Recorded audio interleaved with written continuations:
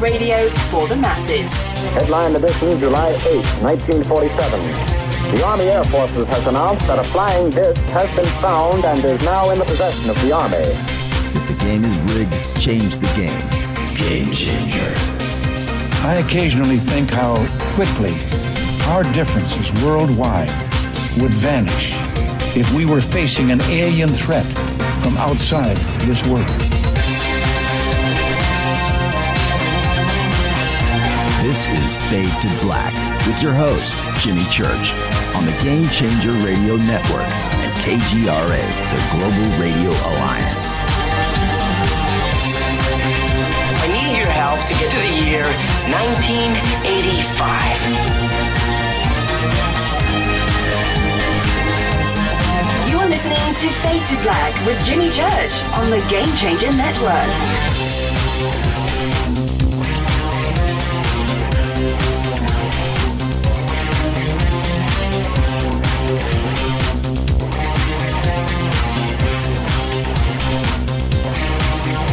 All right. Welcome. Good evening. How is everybody? It's Fade to Black, Bespoke Radio for the masses. Yeah, man. That's for you, Ryan. Today's Monday, June 15th, 2020. 167 days into the new year. Only 199 days left. We are live from a bunker somewhere in the middle of beautiful downtown Burbank, California, and I would like to welcome everybody listening all around the world, all across the United States. Hither and thither, to and fro, back and forth, up and down, east and west, north and south, far and near. This is Fade to Black for KJCR, the Game Changer Network, and KGRA, the Planet. I am your host, Jimmy Church. What is cracking, everybody? How you doing? All right, I want to start off the show tonight and state the obvious, which is this. Our thoughts and prayers are with Eric, Awakening Man, who is still in the hospital tonight. He's been there since Friday. I spoke to him a few times over the weekend, and all I wanted to do was talk about why he was there. All he wanted to talk about was UFOs. So I guess he's feeling a little better. He's still there tonight. Eric, I know you're listening, my brother, and get better, get well, and I'll keep the updates flying on the show this week. Tonight is our exclusive Facebook AMA. Hello to everybody on Facebook. I have Facebook live in front of me. And this is great. This is great. So hello to everybody on Facebook. Now, this is how we're going to do things tonight. Also, I'm looking at a delay of myself. It's about 15 seconds off. And I never have myself in front of me on video. It's a weird vibe. But anyway, nonetheless, post your questions. Ask me anything. Right there in Facebook tonight. We have done this before with Twitter. We have done it with YouTube. We've done it on Twitter many times. Tonight, it's Facebook's turn. And we're going to rotate this every month. We're going to go over to Twitter. We're going to do one with Spreaker and keep this going because it's a lot of fun. We really enjoy it. So post your questions in Facebook in the feed. And you know where to do that in the comment section. I'm watching it roll by here. And Rita will take the questions and then get them over to me here in the studio, okay? Because they're going to pop by really fast here. And I won't have time to keep up with it. But I will, glance over and see your comments. And like, hello from Montreal, Tulsa, Oklahoma. All right. Los Angeles, West Virginia, Dallas. I'm just scrolling through. So is that what you guys do on Facebook? You guys state where you guys are from. Central Ohio. All right. This is great. This is great. Okay, so Rita's in the chat room. I see that she is there too as well. Okay, you guys know what to do. Okay? All right? and Rita will get me everything that I need over here in the studio. Okay.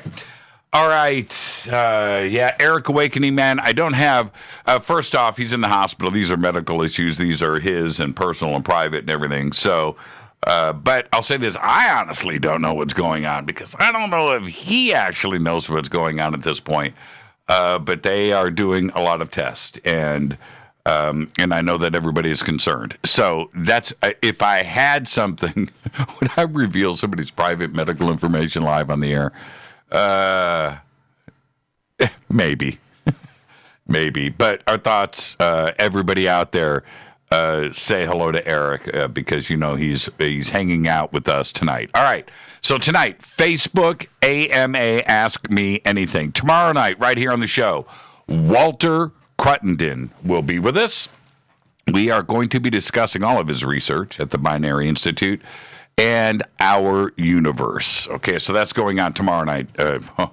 Big brain week right here on Fade to Black, because Wednesday night, it's Dean Radin with a conversation about our mind, our brain, and consciousness with Dean Radin. You're not going to want to miss that. So we got Walter Cruttenden tomorrow night, Dean Radin on Wednesday. Thursday, of course, is another Fader night with open lines all night long. You can follow me on Twitter at JChurchRadio. Follow me right there at JChurchRadio. Hashtag F2B is the sandbox, which is weird for me tonight that I don't have the sandbox in front of me. Looking at the gifts I just clicked over. Sandbox, I'm not ignoring you. You know what time it is. It's Facebook's turn tonight. Once in a while, Twitter, the sandbox. You got to share me. Okay, so it's over on Facebook tonight.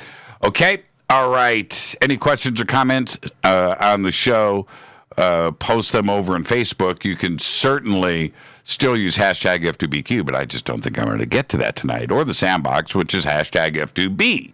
You guys can head over there. Email is jimmy@jimmychurchradio.com.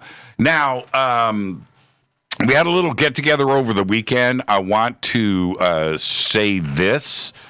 Had a dinner party, and it was a lot of fun. But anyway, at the dinner party, because I was talking to Ronnie McMullen about this last week, and my daughter Deanna spoke to me about apple cider vinegar, and then I got the apple cider vinegar capsules in the mail, and I've been taking those now for a week. And I'm going to talk more about this and what's going on with me physically and the changes. But just let me say, go look at the benefits of apple cider vinegar and then head over to getthetea.com and get yourself a bottle of those capsules. Absolutely incredible. That's all I got to say. Absolutely incredible. Go to getthetea.com, get your immune system boosted, get it where it needs to be. Click on the banner over at our site. Use the promo code FADER, F-A-D-E-R. You will get free shipping on all orders over $50. And there is ForbiddenKnowledge.tv, Billy Carson's new internet TV network. And if you go and sign up today, click on the banners at jimmychurchradio.com. You will get a 3-day trial membership. Go now and check out ForbiddenKnowledge.tv. River Moon Coffee, one of our longest sponsors here on Fade to Black, and I just can't say enough. Thank you so much, River Moon Coffee, makers of the Fade to Black blend and the Game Changer blend. Go to rivermooncoffee.com or their Amazon store. The promo codes that you need for River Moon Coffee are right there in the banners at jimmychurchradio.com. All right. Let's get to the breaking news. That's right. Scientists. Now, when this story broke today, I thought to myself, well, this is going to be all over social media and our community. And it was. But this is mainstream media today announced that scientists have calculated that there could be a minimum of 36 active communicating intelligent civilizations in our Milky Way galaxy. This is all according to a new study. However, due to the time and the distance, we may never actually know if they exist or ever existed. The study published today in the Astrophysical Journal. They developed what they call the astrobiological Copernican principle to establish weak and strong limits on life in the galaxy. Now, there's two versions of this principle. These equations include the history of star formation in our galaxy and the ages of stars, the metal content in stars, and the likelihood of stars hosting Earth-like planets in their habitable zones where life could form. Now, the report goes on to say that because of the distance between stars, our communicating civilization here on Earth will need to, now listen to this, we will need to persist for 6,120 years beyond the advent of long-range radio, which happened about 100 years ago. That is before we can expect a two-way communication with ET. We got to wait 6,000 years because of the distance. Now, this is according to their math. All right, I'm okay with it. Under the more relaxed, that's in the strong side. Under the more relaxed assumptions of the weak Copernican case, there would be a minimum of 928 civilizations communicating in our galaxy, according to the study, meaning more of them at closer range. This would only require about 700 years to make a detection. Very exciting news. More on this in just a bit. Also announced today, the Food and Drug Administration, the FDA, today revoked its emergency authorization for using hydrochloroquine and chloroquine to treat COVID-19, the lung condition caused by coronavirus. And this is a quote from their release today. They said, FDA has determined that CQ and HCQ are unlikely to be effective in treating COVID-19 for the authorized uses in the EUA, the Emergency Use Authorization. The FDA said that the drug's dangerous side effects outweigh the known and potential benefits the drugs caused. Now, listen to this. They went on to say that the drugs cause heart rhythm problems. Okay? The FDA found dosing regimens for treating COVID-19 were unlikely to produce hoped-for antiviral effects, and use of the drugs did not produce results different from standard care. Very, very interesting. There you go. Well, all right. Later this year, if all goes well, the International Space Station will receive a very important special delivery. They are going to get a new and improved toilet. That's right. It has a fancier name, though. It's officially called, are you ready? The Universal Waste Management System. The system was designed to bridge the gap between current lavatorial space technology and what humans will need to make extended visits and comfortable visits to Mars. Now, I'm not going into the details of this new commode. I'm not going to do it. Saw some video. I did. I saw some video and a pretty thorough explanation of what is going on. Let's just say this. Going number 1 and number 2 in space ain't nothing nice, man.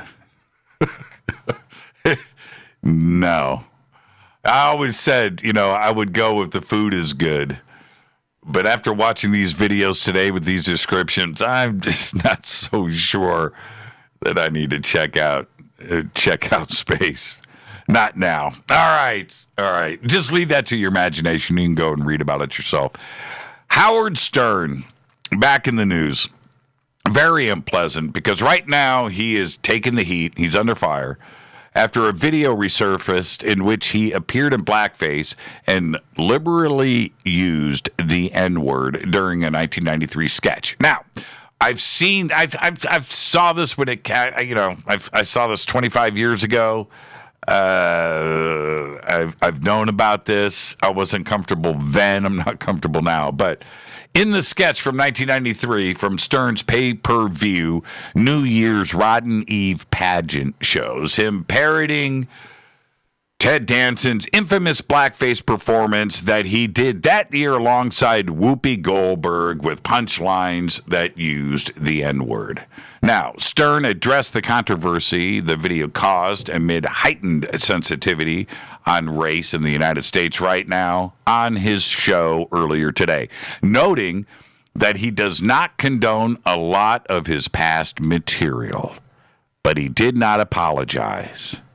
He did say that he wouldn't do it again.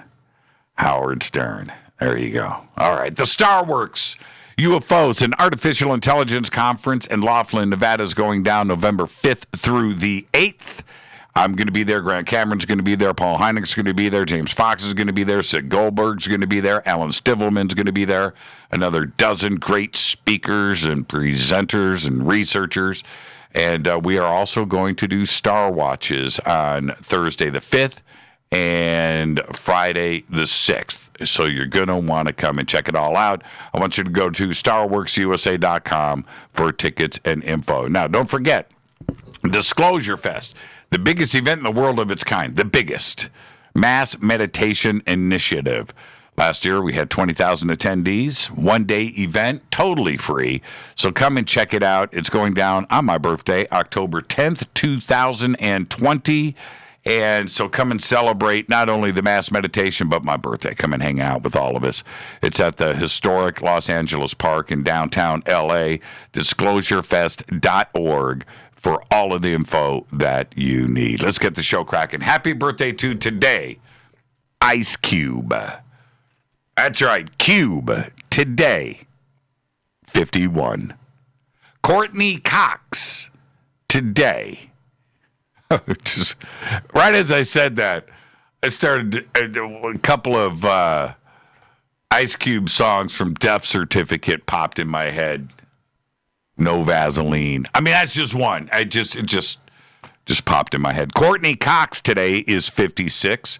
Neil Patrick Harris today, 47. Man, he was good in White Castle. That was a good movie. Slade's Noddy Holder today, 74. He's like the original heavy metal dude, if you think about it. Noddy Holder, 74 years old. Night Rangers Brad Gillis today is 63 years old. I got to Brad, his famous white Fernandez, red Fernandez Strat with the black neck and the original Floyd Rose on it and things. At one day, we're on stage, and I'm not playing, I'm running sound, but we're there, we're in sound check, and Brad's sitting there playing. I'm like, dude, can I check it out? He's like, man, play it. Took it off, man. I got to play Brad's red Fernandez Strat. Happy birthday, Brad Gillis, 63 years old. Queensryche Stickman, Scott Rockenfield, today, 57 years old. Got the finest chain link drum set in all of rock and roll. Queensryche, man. Scott Rockenfield, 57 years old. Our dead guy's birthday today, Harry Nilsson. 1941 to 1994, died at the tender young age of 52. One of the greatest voices in music history, there's no question about it. He was a tenor with a 3.5 octave range. Nilsson was one of the few major artists to achieve huge commercial success without ever performing major public concerts or going on a tour. He never did. In 1970, he won 2 Grammy Awards. One for Everybody's Talking. Oh, what? That was from, was that Taxi Driver? Midnight Cowboy? I can't remember. One of those movies. But he won a Grammy, Best Contemporary Vocal Performance Male. Won a Grammy for that in 1970. Also, same Grammys, same year, he won another for Without You, Best Male Pop Vocal Performance. And he was nominated a couple of years in a row for Record and Recording of the Year. Never got the Grammy for that, though. He died of a heart failure on January 15th, 1994, right here in Southern California in Agora Hills at his home. at the age of 52. On this day in history, OTD 1917, United States Congress passes the Espionage Act, which made it a crime for any person to convey information intended to interfere with the United States Armed Forces or to promote the success of the United States enemies. Anyone found guilty of such acts will be subject to a fine of $10,000 and a prison sentence of 20 years. Fader fact. In the 1950s, atomic tests were a tourist draw in Las Vegas. That's right, they were. They advertised detonation times and the best viewing spots to see the flash and the mushroom clouds. I'm not making any of this up. Casinos flaunted their north-facing vistas and balconies and served special atomic cocktails at dawn bomb parties. That's right. And that is your favorite fact. 65 miles away. Can you imagine that? Would you do that today? Well, I mean, 65 miles, too close. That's way too close. If you could see it, you're too close. And they were throwing parties. Tonight is our exclusive Facebook AMA. Ask Me Anything. Post your stuff over in Facebook, in the comment section on the video. I'm watching now. Hello, everybody on Facebook. Hello to YouTube, too, as well, and Twitter, and Spreaker, and TalkStream Live, and where else are we going out to? Everybody out there. Tune in. iHeartRadio. Okay. All right. Got it done. Tonight, AMA. Tomorrow night, Walter Cruttenden. Wednesday night, Dean Radin. Thursday night, Fader night. Open lines all night long. Now, a couple of things before we get started on this AMA. I've said this many times. And so let me say this. Imagine, I've said this many times, but I want you to go with me on this. Imagine that our sun is the size of a grain of sand. Just boop, just the size of a grain of sand. Right? That's our sun. It has been said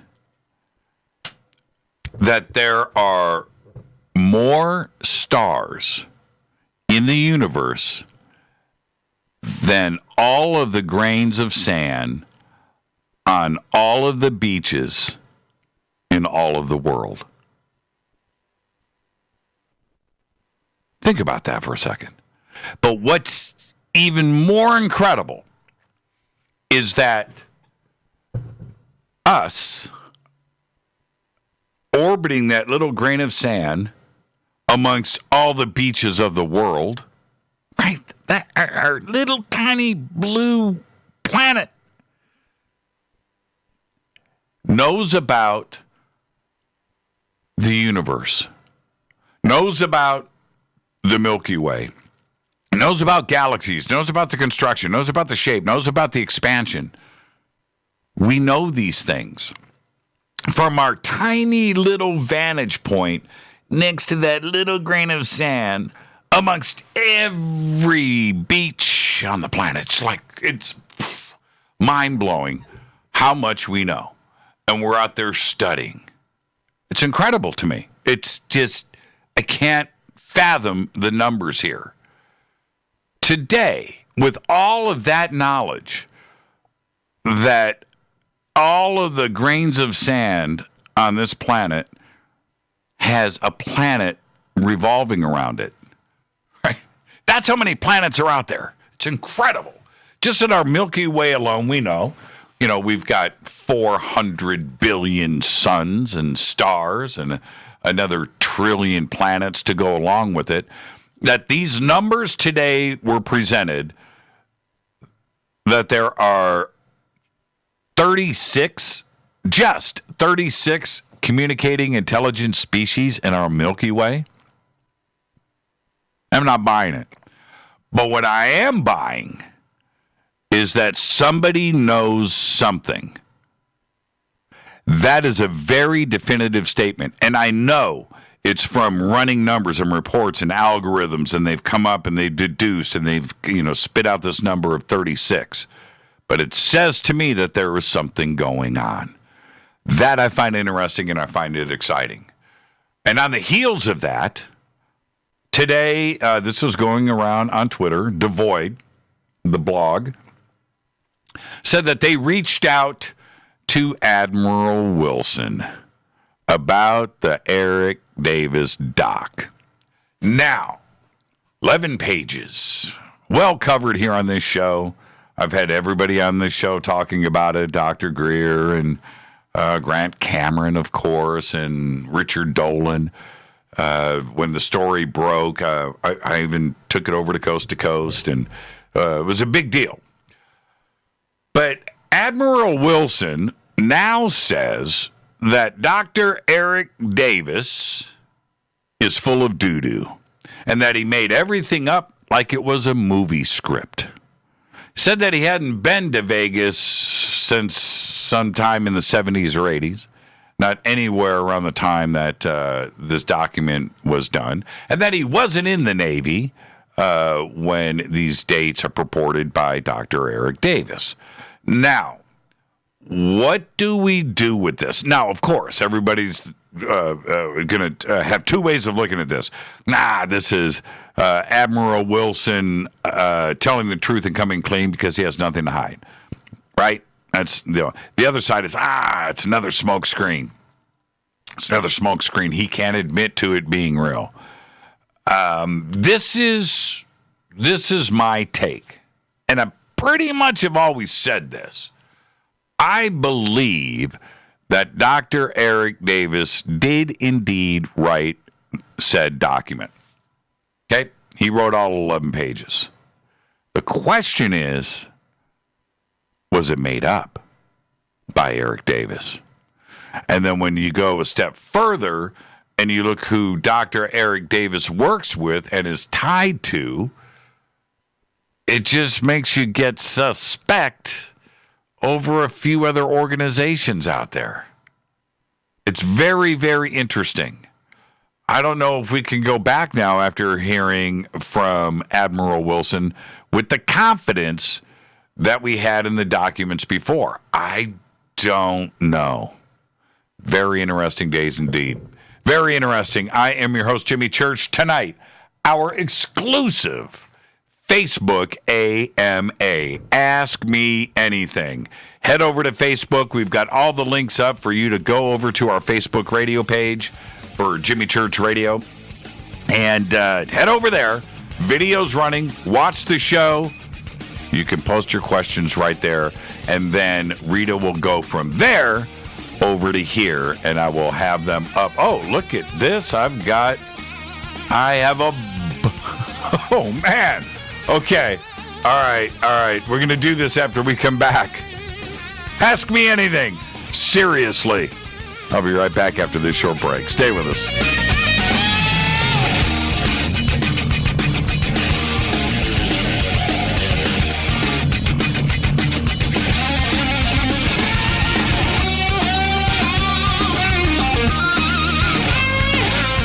This is Nicole Church, daughter of you-know-who, and you're listening to Fade to Black on JimmyChurchRadio.com and the Game Changer Network.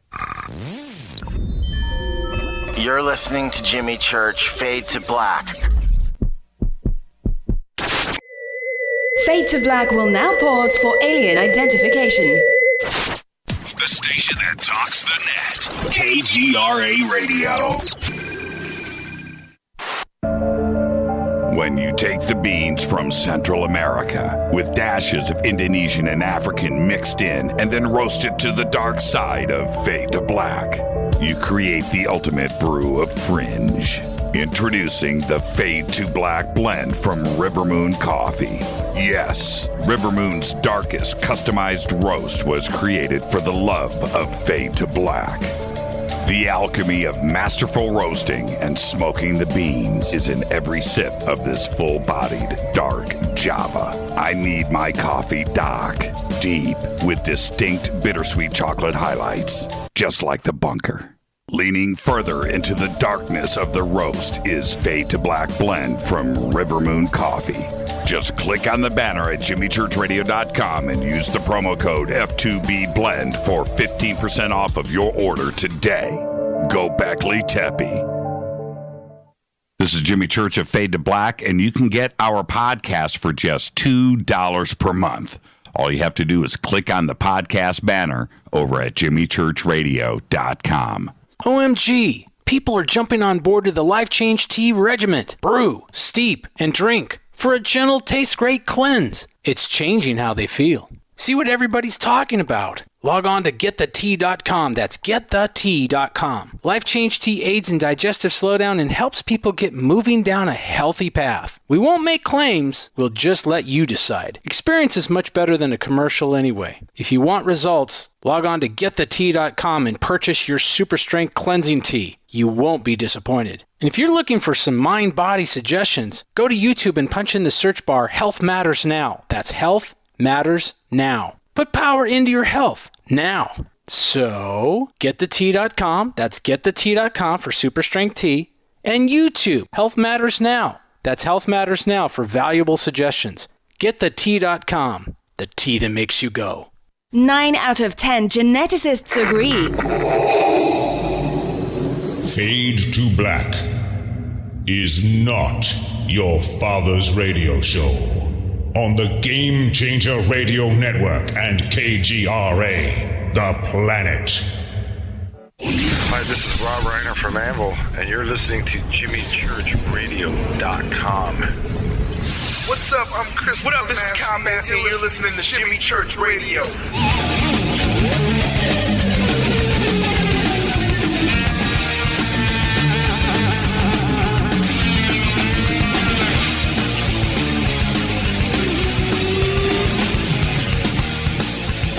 All right, welcome back. Fade to Black, I'm your host, Jimmy Church. Tonight, our Facebook AMA. Let's light this candle. And I'm your host, Jimmy Church, on the Game Changer Network and KGRA, The Planet. Ask me anything. Post your questions right there in Facebook, on our Facebook radio page, company page, and then they will be sent over to me here in the studio. Now, I'm going to say this, just so you know that I'm paying attention to Facebook. I want everybody to go and take a look at who just checked in the room. Sluggo Franklin. Now, hello, Sluggo. It's been a long time, my friend. And I want everybody to know, and I'm totally surprised by this. Okay, I had no idea.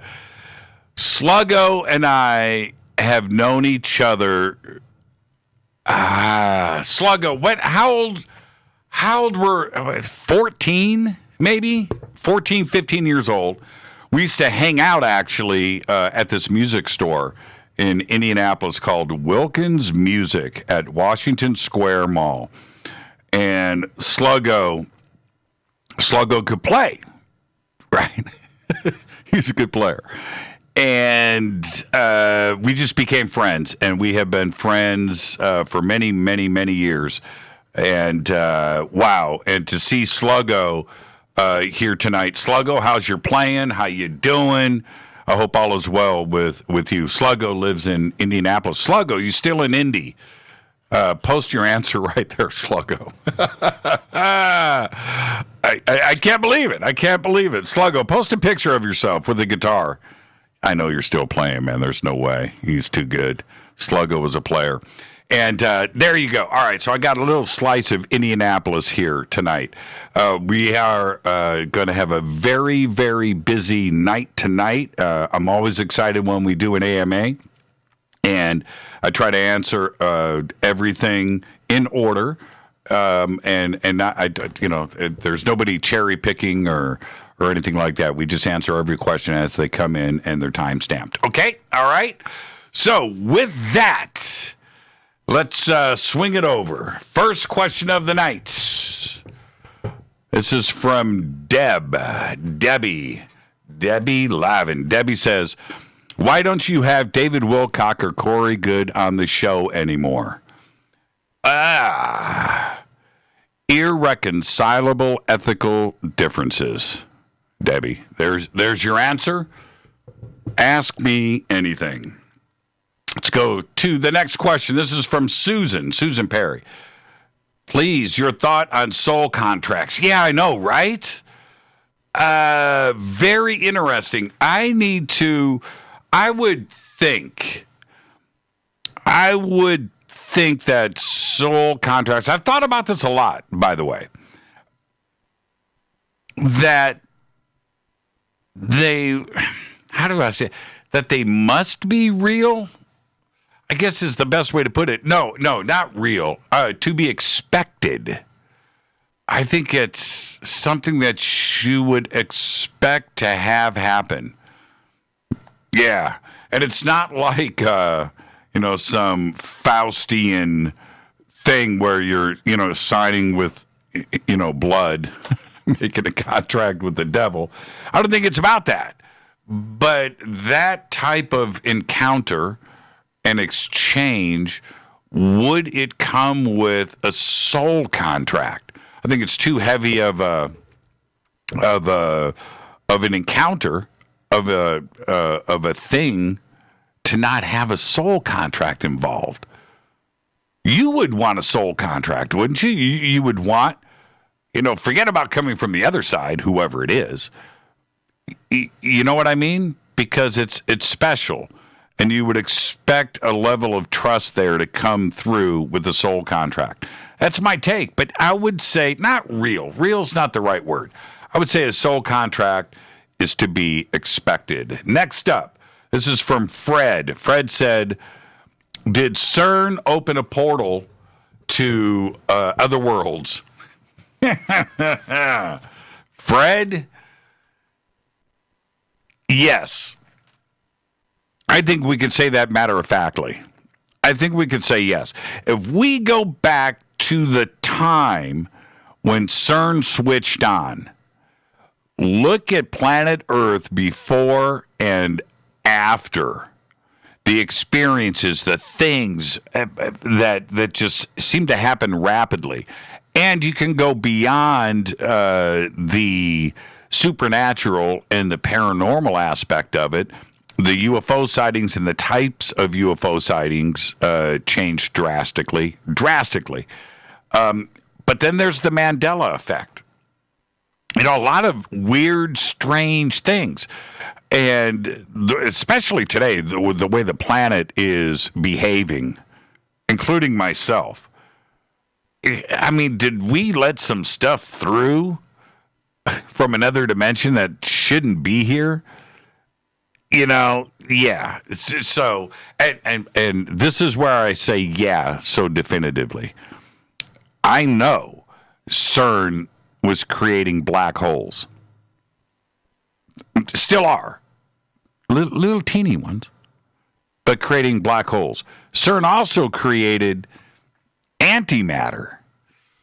Yikes.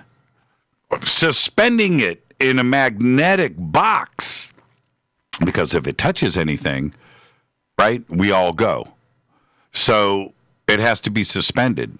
And what are we doing there? Freaky. So, Fred, yes, I absolutely, statement of fact, Howard Stern opened up his own portals too as well. CERN definitely opened up and continues to open up a portal to other worlds. This is from Alan. Hey, Alan, how you doing? Man, I hope everything is good with you with Fader 1 and Fader 2. When is the next Fader Soul Tech? We are making plans for that now. And, Alan, we're excited about it. And the location and things, it's going to be great. So, yes, Alan, we have not forgotten about Soul Tech. We are making plans for it now, okay? And I can't wait to make the announcements. The future is definitely bright. Let's go to Terry. Terry says, what was the name of that restaurant you mentioned in MTL? I need to know about a show on the real Shakespeare. Okay. I don't know what MTL is. Can you help me with that? What was the name of that restaurant you mentioned in metal? MTL? Need to know about it. I don't know. I don't understand the question. I'm sorry, Terry. I would love to name the restaurant if I only knew what MTL was. Mount? Is that Mount? In Montana? I don't know. I don't know what MTL is. Somebody help me out. Oh, Montreal. The restaurant in Montreal. You're talking about the Italian restaurant. Man, that was years ago. Terry, you got a good memory. It was called the Three Maries. It was a Montreal Italian restaurant. Incredible. You know what? I've had Italian all over the world. And I'm still going by what I said when I left the restaurant that night. That was the best Italian food I've ever had in my life. That's a pretty strong statement. Even read it right now. I was going, what? What do you say? It's called the Tre Marie. I would love to know if the Tre Marie is still there. Incredible restaurant. Three Maries. And somebody, I think they were all relatives. The Three Maries. Incredible. Let's see. How about a show on the real Shakespeare? Yeah, we've got some stuff on that that may be coming up here really soon. This is from Madeline. Hi, Jimmy. How did you and Rita meet, if not too personal? Thanks. Gobekli Tepe.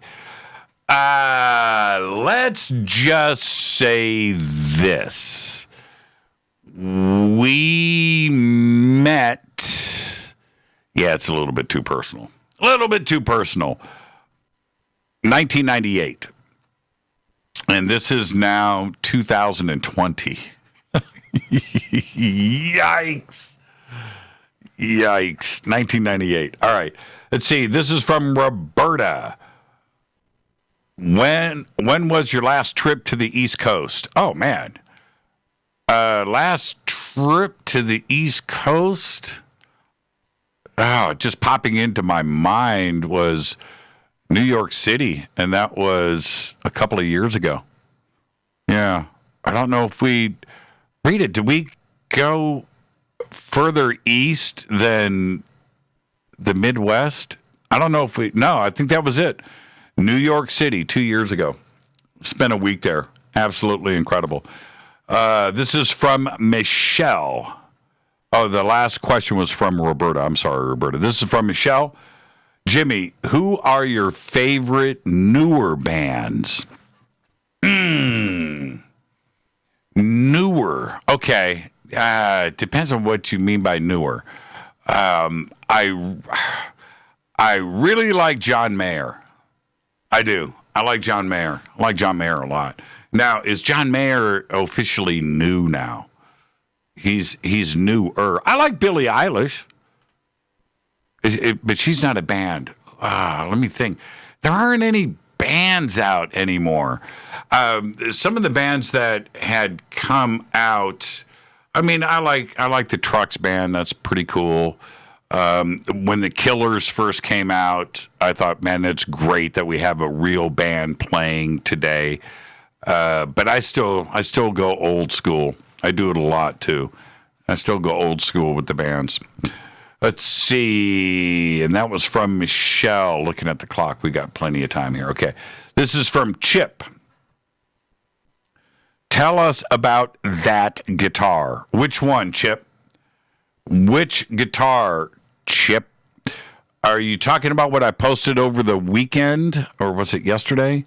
That is the Jackson Roswell Rhodes.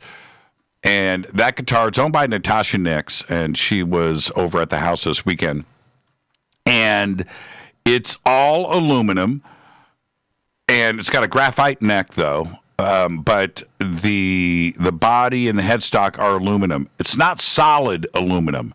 It's chambered. So when you look at the back of the guitar, and I got lots of pictures of it, I'll post it. The back of the guitar has got a big aluminum cover, and inside that it's chambered with slots. So if it was solid aluminum, it'd weigh 50 pounds. It's not. It's hollow. Resonates, it's loud, plays like butter. It's got an ebony fingerboard. The dot markers, the fret markers on the guitar are actual crop circles. So those are crop circle inlays. Those are LSR roller tuners, which some say are the best tuners that were ever made. Can't buy them anymore. But the guitar is completely custom. It's got a Holmes PAF pickup in it. And when you look at the guitar, it's got a flying saucer volume knob. You look at this guitar and you look at it close, and it is quality beyond quality. Played great. I played it for a while. Natasha's got it set up just like I would have my guitar set up, so it was very easy and fun for me to play. It was very cool. All of that being said, this guitar is one of the rarest guitars on the planet. And when they first came out, there's only 123 of them built. And I love the shape. I love the way it looked. Roswell and everything else, and Randy Rhoads and Jackson. All of that stuff made it great, but it just looked incredible. And I never thought that I would ever see one. They're that rare. There's only 123 on the planet. They're not cheap. And for me to hold that piece of history was pretty incredible. And I hope that's the guitar that you're talking about. Okay, this is from Christy. Christy, question. What did you watch the new series? Oh, did you watch the new series, The Secret of Skinwalker Ranch? I have not. I haven't watched it for a few different reasons. Okay. Some of the criticism that has come out has made me want to watch it. Some of the positive stuff coming out has made me pull back, going, right? And that's where I'm at with it. I don't want it to be, and that's why I'm going to give it a little bit of time here if it comes back for season 2. I don't want it to be Oak Island. I don't want it to be that show. I don't want it to be another Bigfoot show where nothing happens and there's no results and there isn't anything. I'm not convinced that there's anything going on at Skinwalker. I'm just not. There isn't any evidence of anything anywhere. And I don't know. You can do all the scientific testing you want, and that's great. I don't know if that's a season's worth of material there. Because if anything happened at Skinwalker Ranch with scientific testing, anything was photographed, anything was videotaped, anything was real, we would have known about it. So there you go. That's my take. That's why I haven't watched it. If the negative stuff would have kept coming in without any positive reviews, I probably would have watched it or watched some of it. But it's the positive stuff that rubbed me the wrong way. I don't want it to turn into Oak Island. I hope you're enjoying it, though, and tell me if I should watch it. I think is a better way to go here. Nobody's told me, Jimmy, you got to check out Skinwalker Ranch. I haven't gotten that. Isn't that strange? All right, this is from Marjorie. Hi, Jimmy. Albany, New York here. Hello, Albany. What's the first thing you and Rita are going to do if and when COVID-19 ends? We're going to Las Vegas. We're going to Las Vegas. Plans are already being made. Going to Las Vegas. Quick, easy, fun, right there. We're going to Las Vegas. We're going to Las Vegas. We got a lot of, everything was canceled this year for us and everybody else. Really looking forward to going over to Europe and to the UK. That got canceled. All of our plans for Armenia and shooting our documentary over there, that got put on hold. Of course, all the conferences this year for the summer, everything is canceled and put off to next year. We only have 2 conferences this year, and we had like 8, 9, 10 things planned. And now, thank goodness, Disclosure Fest got moved. And the Laughlin Starworks UFO conference was already in November, so they didn't have to move the dates. And so there you go. But the first thing we're doing, Vegas. All right, this is from Mary. ghost chord or open strum? It was an open strum. And that's a true story. It really happened. That, open strum. Open strum. This is from Terry. Also in Indianapolis. Jimmy, have you watched the new show Cooper's Treasure, based on Gordon Cooper's flights over Earth in the space programs? No. Now, I haven't. And Terry, are you telling me to check it out? I did get some pretty good recommendations on it. If you're saying we should check it out, we will. But no, I haven't seen it yet, so no comments. I don't have any. This is from Roberta Newcomb. Have you ever heard of Gunji Wamp? Okay, hold on. That right there. Gunji Wamp. I got to know what this is. Gunji Wamp, Wikipedia. A site in Groton, Connecticut, in the United States. Considering artifacts dating to Stone Circle. Yes, of course. Yes. Yes, I have. Have not been there, but yes.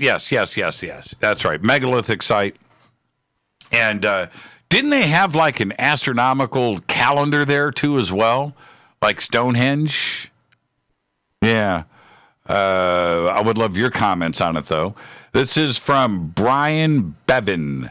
Is Trump going to send in the troops and squash the uprising in Seattle? It depends on what you call uprising, number one. Number two, no, the troops aren't going to be sent in. That's for sure. That's not going to happen. National Guard may be sent in, but military is not. The Army or the Marines, they're not going in. But I don't know if I classify that as an uprising. And there you go. Now, I just got off the phone with somebody who is there. I mean, has been there for a week.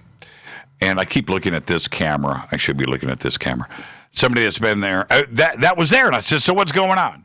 Now, I'm going to reserve comment because this person's going to be on the show with us next week. And we'll get direct comments there. But from what he said, I don't know which version of the media you're listening to or you're watching or you're getting your information from. But just let me say this. Things are never, ever, ever what they seem. Okay? Are we clear on that? Are we totally clear? Things are never, ever, ever what they seem. Okay? Okay. All right. This is from Mark. Could the ghost strum have been some type of movement within the guitar due to internal stress? I think that would be more like a ping. If there was it. Now, I've heard guitars shift before, but it's always a zing. This was a strum. It's exactly what it was. Just a strum. Pretty crazy. If you guys are wondering what I am talking about, I'll mention more, or I'll tell you about it later. Okay, what is going on with Damon Barry? I haven't spoken to Damon T. Barry since just after he was on the show with us last time. I get a lot of email about Damon, and I was talking to Drew over the weekend or last week, and he sends me stats and things on the website, and he said our number one search term on inquiry at jimmychurchradio.com on our site is Damon T. Barry, and it's in the thousands. It's in the thousands each month, which says to me that people are concerned. So I can reach out to Damon. I can check in. But I haven't talked to him since shortly after the next day when he was on the show with us the last time. This is from Troy Shanks. What guitar and amplifier combination best showcases your style of playing and why? Okay, well, it's kind of easy to answer. A Strat with a humbucker. So any one of these, and when I say a Strat, like, I could pull one of these down like this. Okay, this is a Kramer. Strat, one humbucker, Floyd Rose. That's a Kramer. That's what I'm talking about. This right here, one pickup, one volume knob. This played through, and most of my guitars are like this. Each one. See, like this one here, same thing. One pickup, Floyd Rose, right? Boom, done. And the guy that started this trend was this guy here. Here's an Eddie Van Halen Strat. All right, here. See, one pickup, Floyd Rose, maple neck, by the way. I prefer maple. And I'm not going to get up and pull any other guitars down, but I think you get the idea. And amp would be like a JCM 900 modified LA style. Yeah, I like that combination. Class A's are cool. You got to crank them up too loud. I've got a modeling amp here in the studio. You can see it here in the video. Right behind me, there's a Fender amp down here. It's a modeler, and I've got that on program number 19, modded English, whatever they call it. And I just crank everything to 10. And that's what I do. And then once I do that, once I do that, I control the amount of distortion with the volume knob on the guitar. So the amp just stays the way it is. I don't do any switching or anything like that. But there you go. Love the Marshall sound. JCM 900 modified. That's my thing. Great question, Troy. Michael says, how can you not believe in QAnon, the ultimate conspiracy? Love you and Rita. Seriously. It's not that... Okay, it's not that I don't believe. That's the wrong way to put it. I have been exposed to Q since Q started. And before you, and who is this? This is from Michelle. Before Michelle, you ever heard of Q. So there's that part of it. The next part of it for me is that you never know when a conspiracy, an idea, actually turns out to be true. Right? You just don't know. Like Operation Northwoods or MK Ultra. You can go on and on and on. 9/11, a real conspiracy. Not conspiracy theory. That's a real conspiracy. But if Q turns out to be true, in that there is 1, 2, 3, 4, 5 people inside the White House feeding information through Reddit and the internet out to the world, that would be a huge story. It'd be cool if it's true. Okay, but you don't know until the end. Q's been kind of dying out. Kind of like flat Earth. Everything is going to go through its cycles. But until Q hits one out of the park, something definitive, this, and then here's the date, this is what's going on, that date happens, and something crazy goes down. I mean, the real deal stuff, not any of this other whatever. That happens, then the world will know. All right? It's not just me. That's just the way that I look at it. I would love for Q to be real. Love it. Oh, man. That would just be awesome. I just don't think it is. Okay.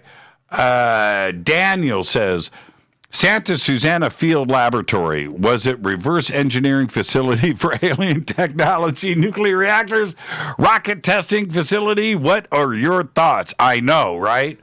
Oh, man. Yeah. Don't know.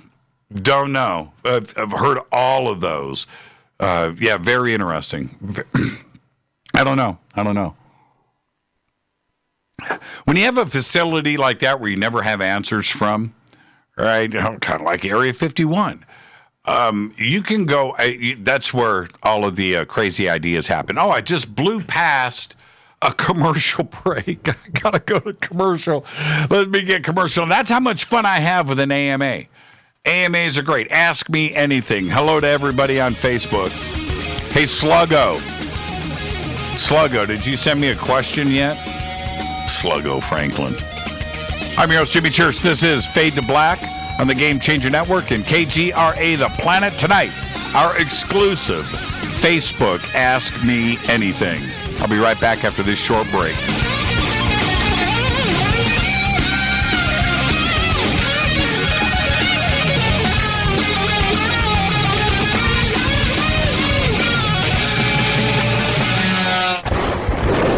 This is Fade to Black with Jimmy Church on the Game Changer Radio Network and KGRA, the Global Radio Alliance. This is KGRA Digital Broadcasting Station, Salt Lake City, Utah, Van Buren, Arkansas. Hello, my name is Billy Carson, and I am a best-selling author and the founder of ForbiddenKnowledge.tv. Together with my team, we have built an all-new conscious streaming TV platform designed with every family member in mind. If you have ever wanted to travel the world and attend lectures and workshops from your favorite speakers but weren't able to, look no further. ForbiddenKnowledge.tv. There are dozens of workshops and lectures from speakers you know and love. We have also included amazing categories to assure that your consciousness is entertained and elevating on a daily basis. Amazing interviews, ancient history, ascension knowledge, wisdom teachings, documentaries, conspiracies, mysteries, health and fitness, conscious cooking, meditations, finance, yoga, and so much more. To start your free trial on any mobile device or computer, surf to ForbiddenKnowledge.tv. That's Forbidden Knowledge with the number 4, ForbiddenKnowledge.tv. Again, visit ForbiddenKnowledge.tv today. Introducing the new Surfer Music app. Listen, fade or not, you know I love my music. This is my go-to for all things notes. The Surfer app is a brand new concept in music listening. Surfer is free, providing unlimited access to thousands of live streaming radio stations. Surfer is an exciting, interactive listening experience. Discovery and surprise are built right in. Surfer is your destination to discover and rediscover great live streaming music. It features high-quality audio streams, free access to music from thousands of live streaming radio stations, unlimited listening, unlimited skipping. You get a music visualizer, and you can also select your favorite channels. Get it at the Apple App Store or Google Play. Just search Surfer Music or click on the Surfer banner at jimmychurchradio.com. Go Beckley Tappy.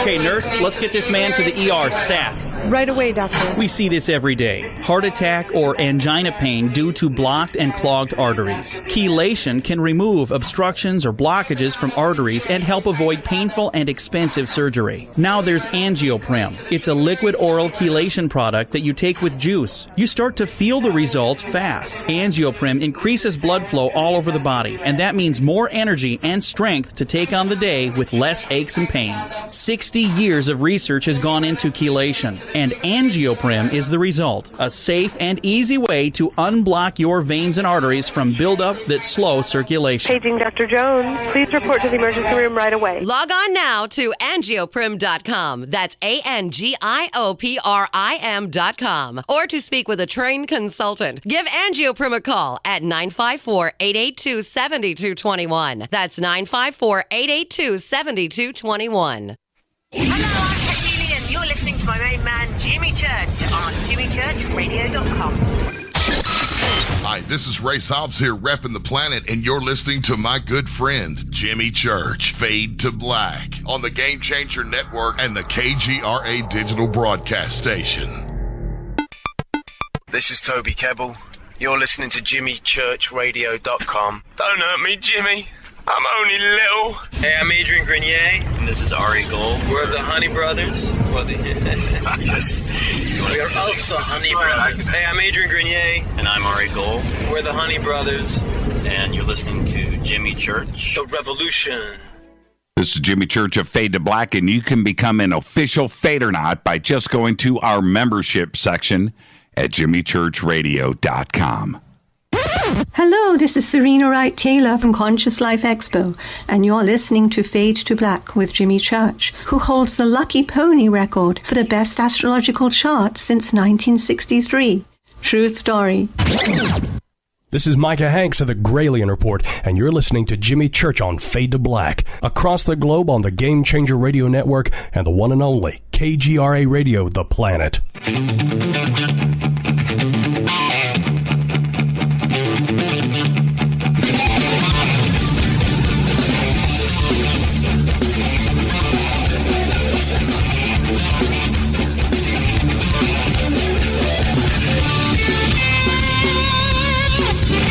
All right, welcome back. Fade to Black. I'm your host, Jimmy Church, on the Game Changer Network and KGRA, The Planet. Tonight is our Facebook AMA. Ask me anything. I'll answer all questions. Tomorrow night, right here, Walter Cruttenden, part of our Big Brain Week here on Fade to Black. Walter Cruttenden from the Binary Research Institute. And then Wednesday night, the one and only Dean Radin is here. We will be discussing the mind, the brain, and consciousness. Big week. Thursday night's another Fader night with open lines all night long. Right before the break, and I almost blew through a network commercial break, but I got to it, was the question about the Santa Susana Field Laboratory. I want everybody to know that here in the Valley, a lot of research has gone on over the years. Of course, Skunk Works was here, Lockheed, Rocketdyne, and all of these research facilities. Edwards Air Force Base, of course, is up the road. But over in Simi Valley, which is down the road from us, you can see it from here, is the Santa Susana Laboratory. And you can go up into those hills. Everything was tested there. Flight control systems, energy systems, rockets, radar. You could go up and hike in the mountains and look, and there's all kinds of photos. The rumors that used to go around from people that would go up and hike and photograph, and some aerial photography. The radar cross sections of different aircraft were done down on the ground. Crazy research, and there was all those rumors going around. Alien technologies being backwards engineered up at Santa Susana. So propulsion systems, energy systems from alien spacecraft. They still continue. And it's a very crazy location for this kind of research because it's right here in town. So that's a great question, Daniel. Thank you for that. Next one up, Andrew Morrow wants to know, does Jimmy pluck his eyebrows? What?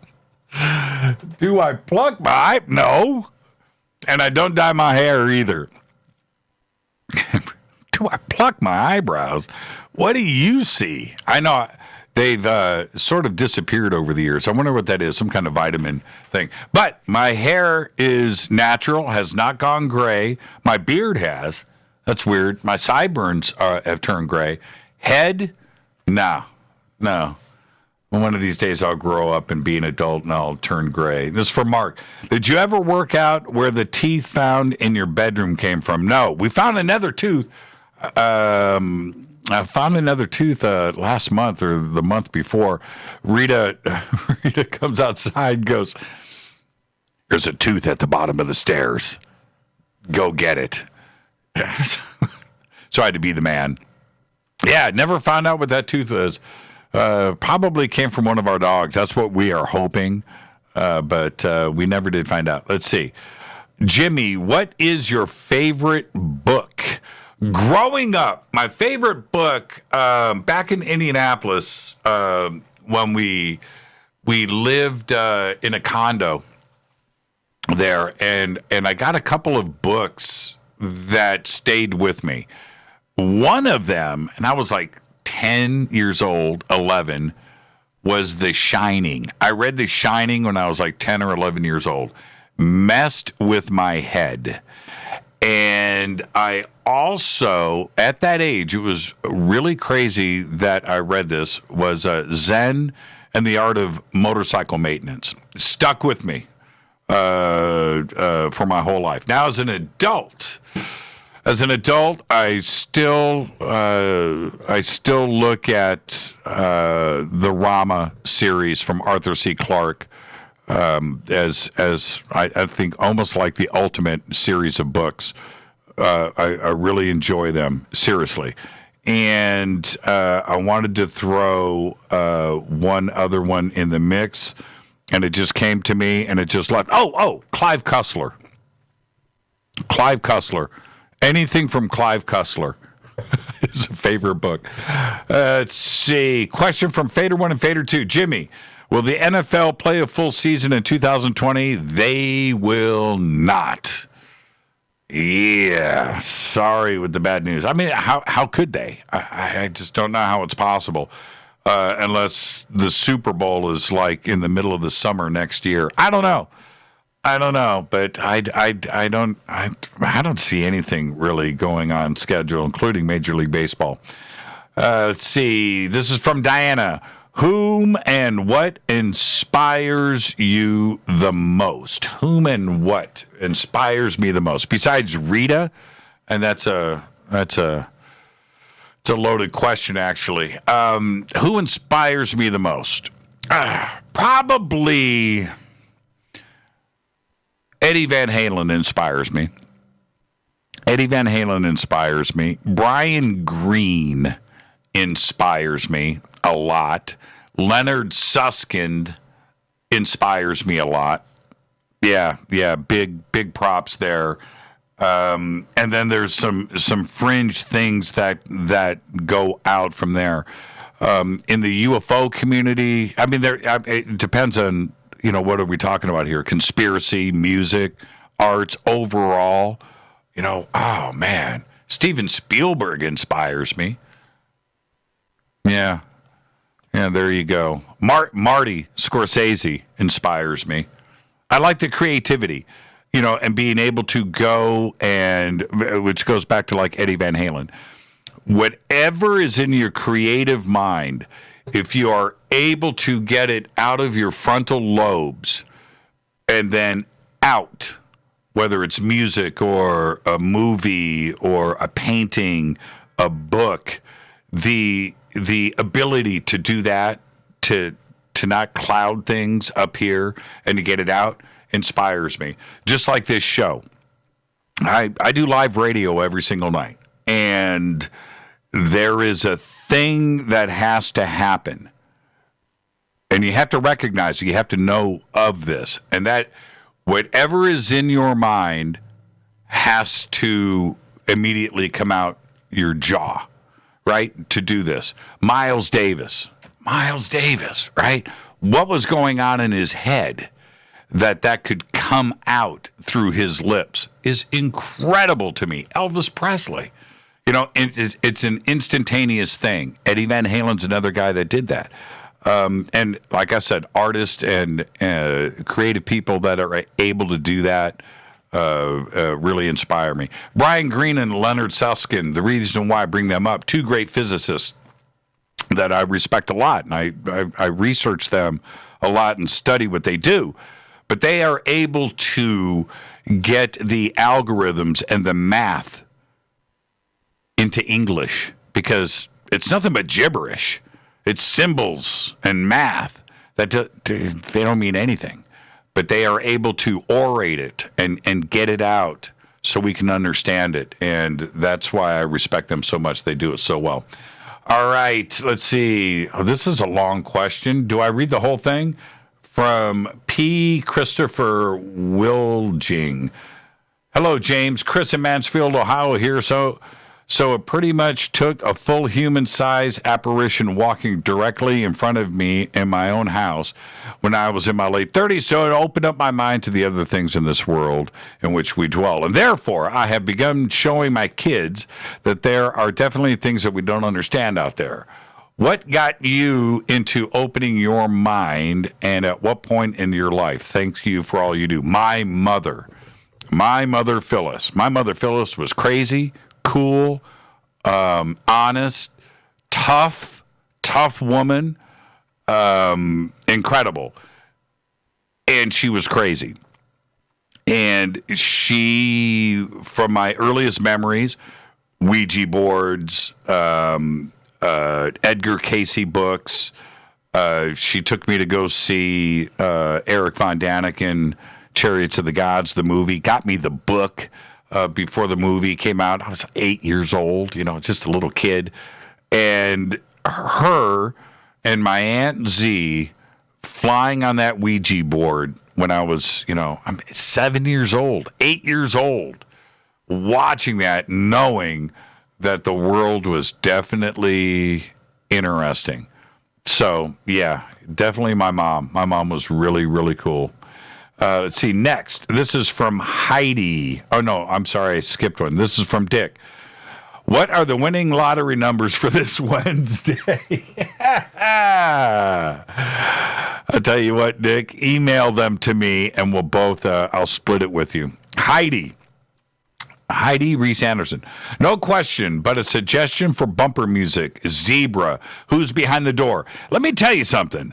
When that video came out, thank you for that, Heidi. To this day, I listen to that song and it takes me places. Zebra. Man. Came and went too. That one song, that one video. Kind of reminded me of Led Zeppelin. A lot of bands do that. But Zebra, who's behind the door? There's a message there. Thank you for that, Heidi. Totally awesome. I played them on Coast to Coast. I use them for bumper music.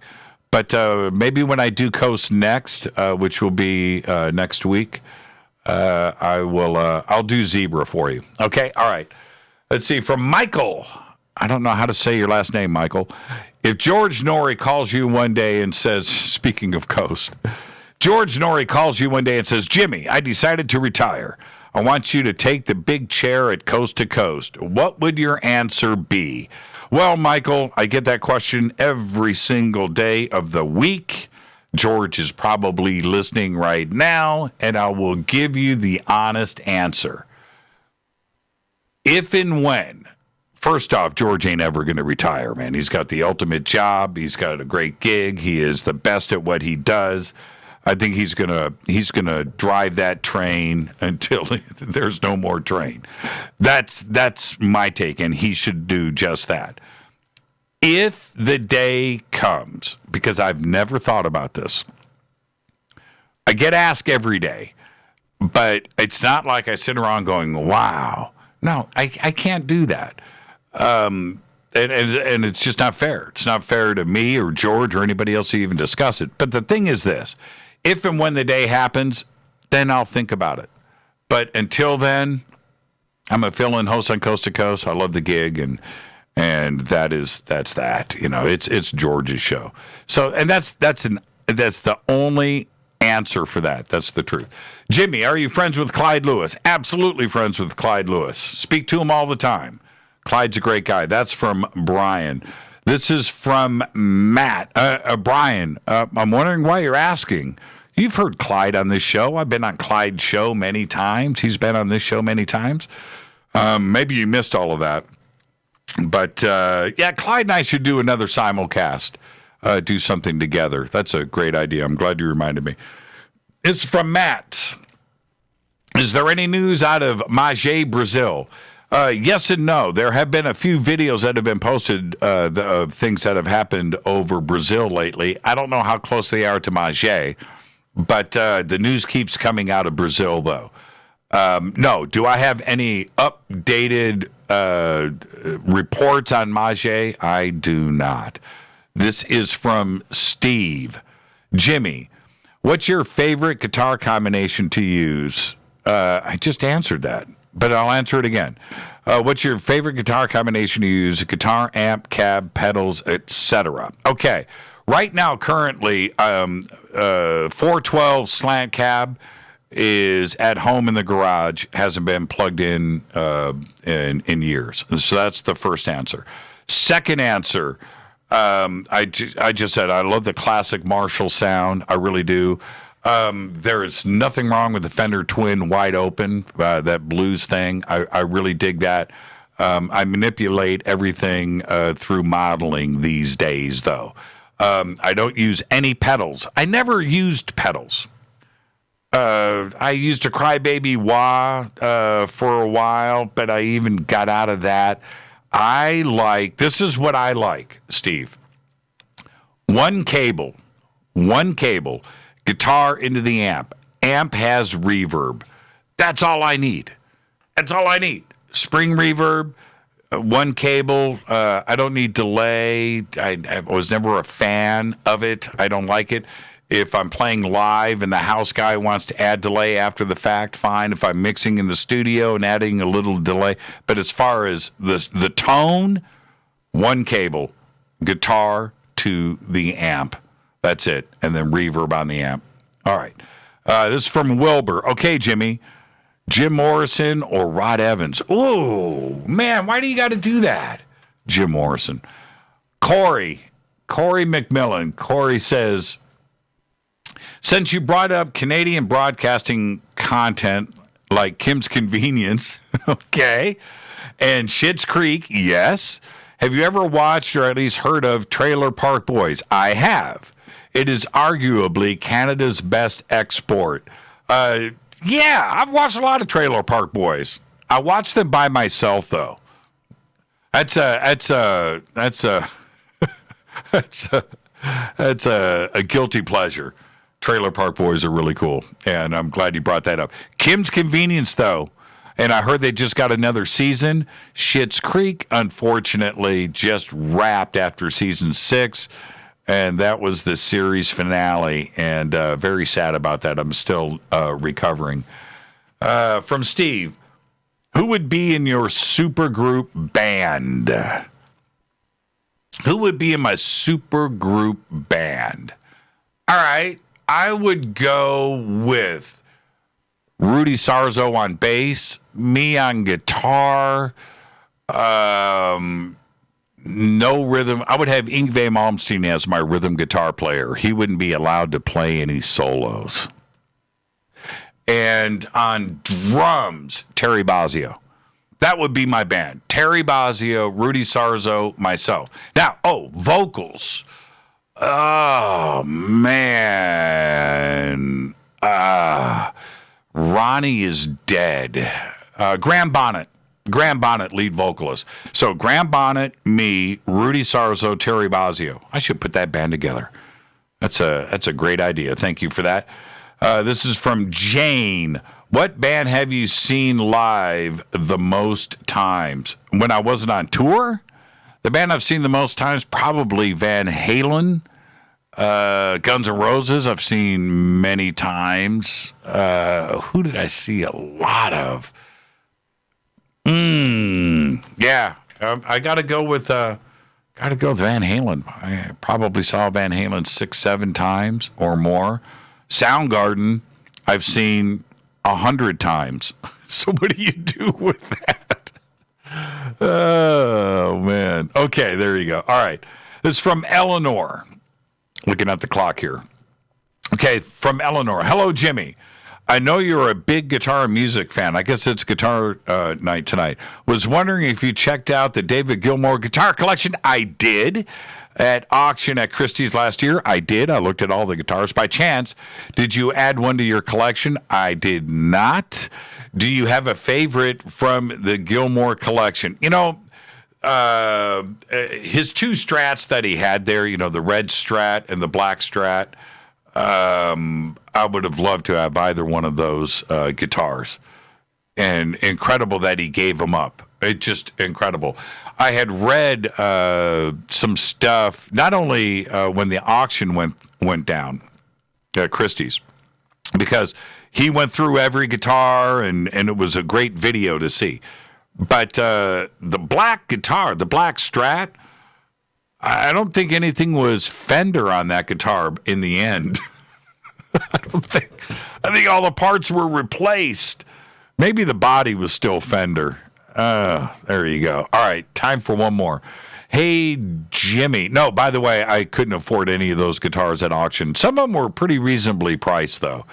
This is from George. Hey, Jimmy, have you heard anything about Janet Airlines flying to Tonopah? I have. I thought they only flew to Area 51. I thought the same thing, too. Picked something on Flight Radar 24 the other night. I saw the reports about that, and was it... Now, see, this is the thing. It's close enough, though. But yeah, I did see the reports about that. Janet, I've got a Janet Airlines T-shirt, by the way.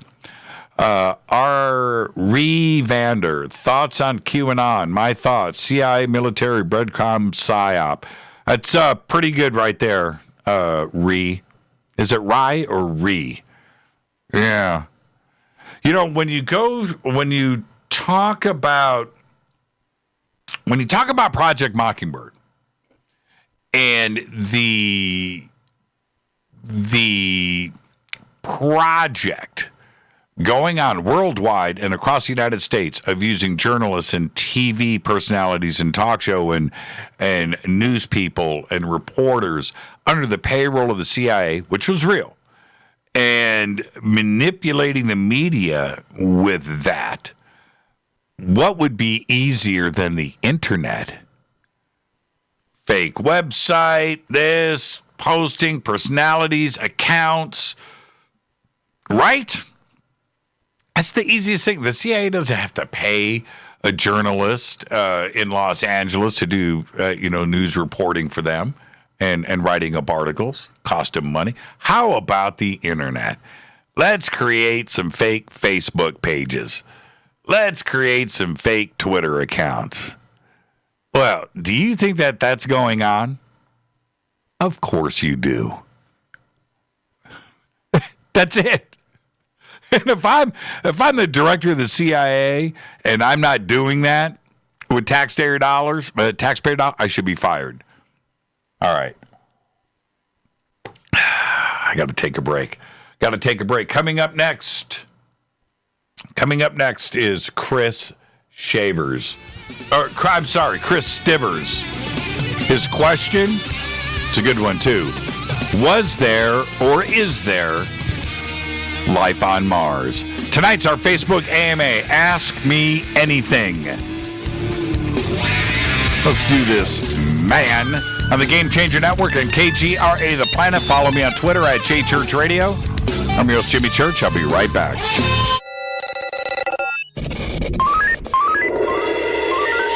Way out here, we listen to Jimmy Church. You're listening to Fade to Black. Always on the edge of the hottest alternative talk. Jimmy Church with Fade to Black. KGRARadio.com. ¿Qué tal, mis amigos? Yo soy Mario Carson, el tiburón, y los invito para que escuchen a mi buen amigo Jimmy Church Radio. ¡Claro que sí! Do you want to be an official Fadernaut? Of course you do. This is Jimmy Church of Fade to Black. Just go to our membership section at jimmychurchradio.com. Introducing the new Surfer Music app. Listen, Fadernauts, you know I love my music. This is my go-to for all things notes. The Surfer app is a brand new concept in music listening. Surfer is free, providing unlimited access to thousands of live streaming radio stations. Surfer is an exciting, interactive listening experience. Discovery and surprise are built right in. Surfer is your destination to discover and rediscover great live streaming music. It features high-quality audio streams, free access to music from thousands of live streaming radio stations, unlimited listening, unlimited skipping. You get a music visualizer, and you can also select your favorite channels.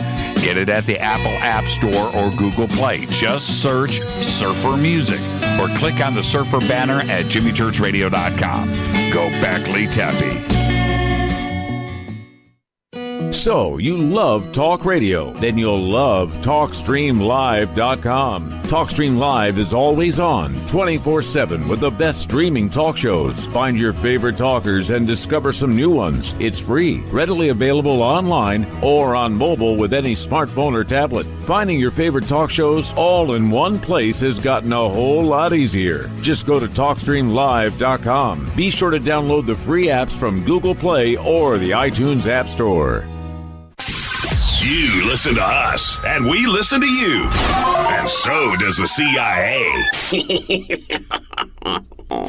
KGRARadio.com. If you have hard water, the lime scale not only leaves white spots, it clogs pipes and breaks down appliances, costing you hundreds of dollars in energy and wear. Eliminate lime scale and other water issues like brown staining and bad odors with HydroCare water products available from Wave Home Solutions. Wave's affordable water systems don't use salts or chemicals. You'll love the way your water tastes, smells, and looks. Satisfaction guaranteed. For more information, go to bestwater123.com. That's bestwater123.com.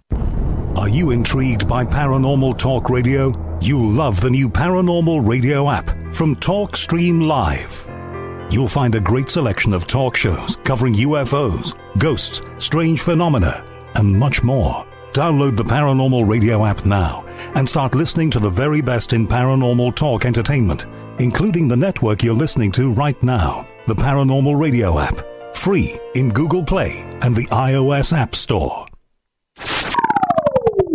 You are listening to Fade to Black with Jimmy Church on the Game Changer Network. Oi, oi, I'm Reese Evans. You're listening to Jimmy Church. This is Revolution. The revolution will not be televised. The revolution is on radio. Ciao.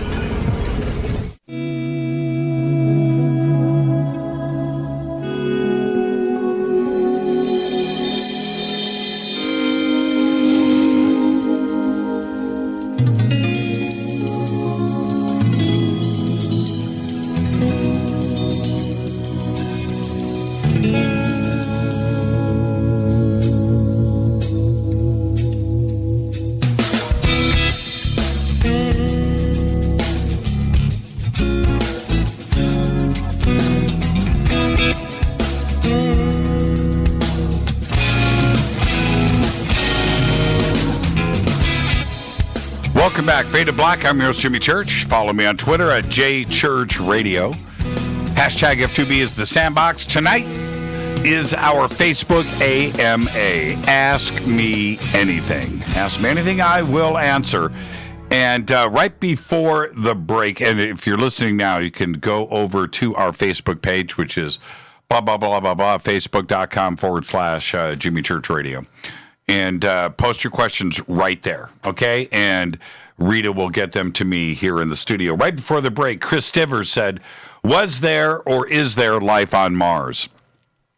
And I'll answer both. Was there? Absolutely, 100%. Intelligent life? Probably. I think that there was. We may be Martians, Chris. Okay, that's the first thing. Second, is there life on Mars now? Yes, there is. There is. It's what kind of life?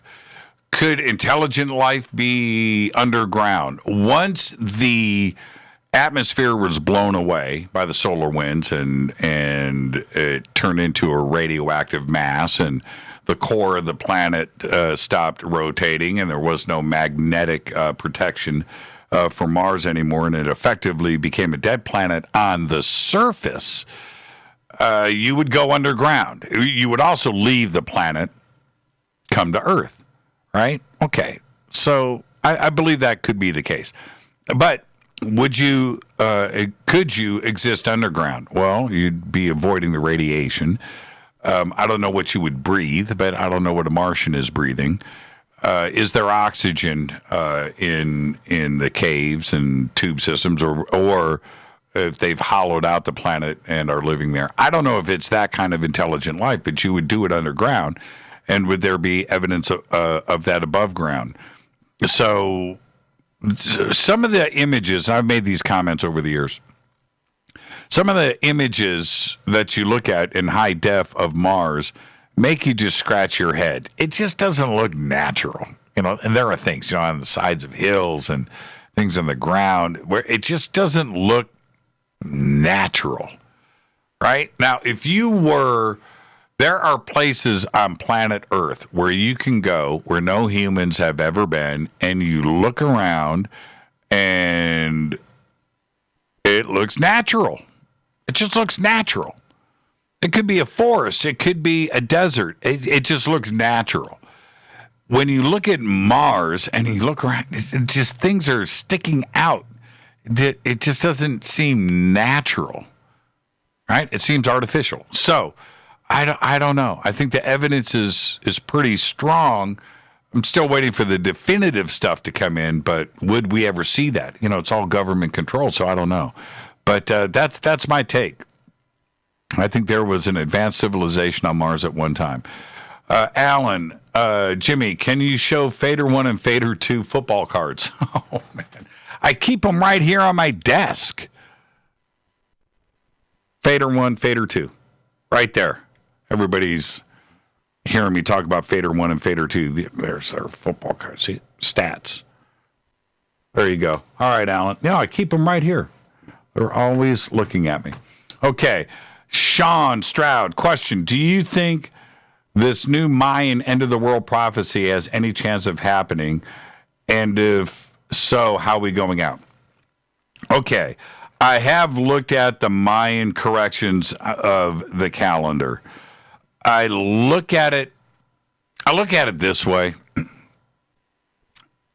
I've always said this. Dating, and especially going back into antiquity, dating gets pretty subjective once you go back to a certain point, 600 BC specifically.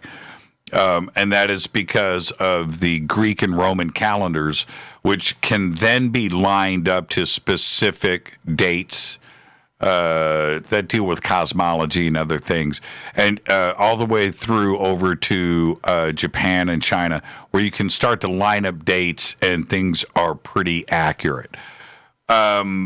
But going beyond that, you start to get into the guesswork area of things. So the Mayan calendar, you can calculate whatever you want to calculate with it in a linear sense, but where's the starting date and how does that happen? And who determines when that starting date is? And now suddenly, when everything was definitive about December of 2012 and all of that research that went into it and everything that was presented to us, and now it's suddenly being redated because 2020 is a pretty wacky year. Where do we go with that? Do we listen to all the old researchers, all of the books and everything else about 2012, and now suddenly just because 2020 is a pretty wacky year? Nah. I just don't feel right about it. I just don't. I don't feel right. Okay. So, and I've read a lot of stuff about that lately, and it just seems opportunistic. That's all. Okay, Sean. I don't want to be. You know what? No, I don't think we're going out right now with the Mayan calendar, so we can all relax. Debbie says, "Hey Jimmy, how does it feel to be a Facebook sex symbol?" I don't know. You tell me, Debbie. I have no idea how that would feel. Kevin Stout says, how accurate do you think the COVID-19 numbers that have been reported are in the United States, i.e. numbers of cases reported, number of deaths? Yeah, I just like anybody else, that's a tough thing to believe. Either way, because you just don't know where the numbers are coming from. You don't know. I don't know. I don't know. The one thing that I feel unsure about is the amount of reported cases, because I have no idea how many people are out there that have coronavirus that have never been tested. Don't know that. You don't know. We haven't done enough testing. I've been tested. Mine came back negative. What if I got coronavirus since then? Right? You don't know. And we don't see. What I want to see, Kevin, I want to see the published reports of all of the coronavirus testing that has gone on. That's what I want to see. How many millions have been tested? It hasn't been in the millions yet. We don't even know. Don't know. How many were negative? How many were positive? Don't know. We don't know these things. So, yeah, I don't have too much faith in the numbers. So there you go. Teddy, question. When's the last time you was up at my Shasta? 2 years ago. Up there for the eclipse. We were up there for the eclipse. This is from Greg.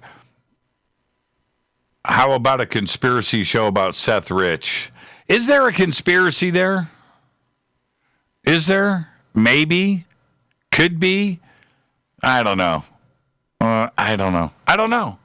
I guess we could do a conspiracy show. You know what? All right, I'll tell you what. I'll make you a deal, Greg.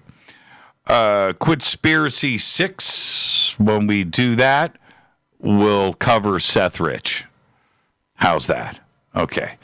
From Vander. Question. Thoughts on QAnon? Well, I just answered that. CIA, military psyop. I'm telling you, man. Project Mockingbird. Could be. I don't think so, though. I know, I'm pretty sure, I don't want to say this because I don't want people to come after me, but I'm pretty sure I know who's behind Q. And it ain't the CIA.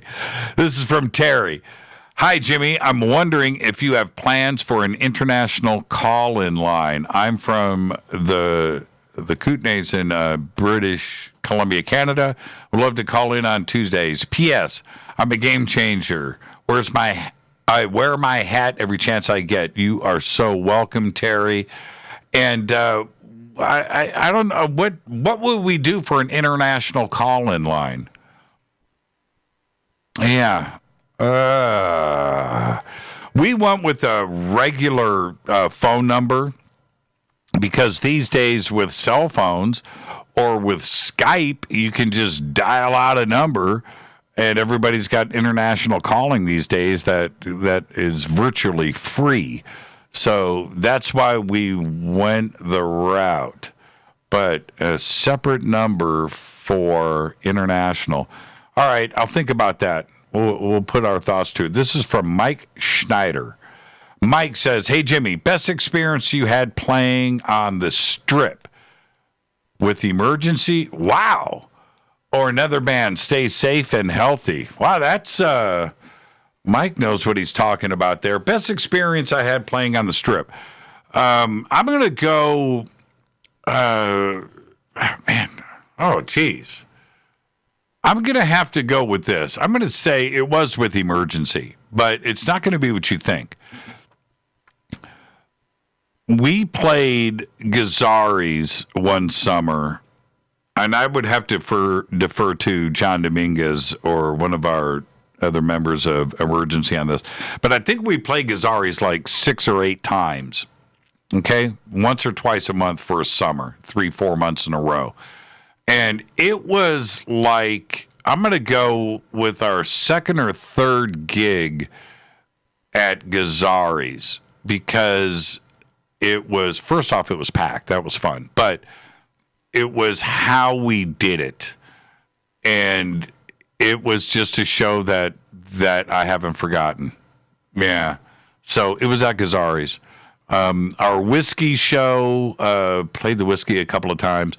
First song, I came out, broke a string, and on my main guitar at the beginning of our opening song, I took out my backup guitar. My guitar tech gave it to me. That string broke. I only had 2 guitars with me. He's restringing the first guitar, and the band didn't stop playing, but there was no guitar. And that was pretty memorable. So there you go. Rich says, sorry, Rich, I just scrolled past. I'm thinking about moving to Greenville, South Carolina. What can you tell me about the place? Greenville. My step-parents live there. my adopted family, and I spent a lot of time in Greenville. They lived in Spartanburg, actually. Same city. They touch. The one thing I remember, I loved it there. We went to the movies one night, and we went to go see the movie Platoon, me and my brothers. And I believe my mom dropped us off, or maybe I drove. And I got popcorn, and I went up, and the girl at the counter said, "You want butter on this?" I said, "What? You want butter?" "I don't know what you're saying right now." My brother goes, "She's asking if you want butter on your popcorn." Oh, that's Greenville. Love that place. It's from Michael. "Jimmy, when will you do a conference in North Carolina?" Rita's talking about doing a conference out there right now. So there you go. That's funny. Is she talking to you about it? That sounds like a plug. Very interesting. This is from Marcus. "What up? Jimmy, I just wanted to ask, what was your first thought when Richard Doty called into the show, and where did you pull the patience to handle it so civilized, knowing how you feel about the situation?" I thought it was pretty cool that he had the courage to call into the show. Richard knows that he's like the most hated man in all of ufology.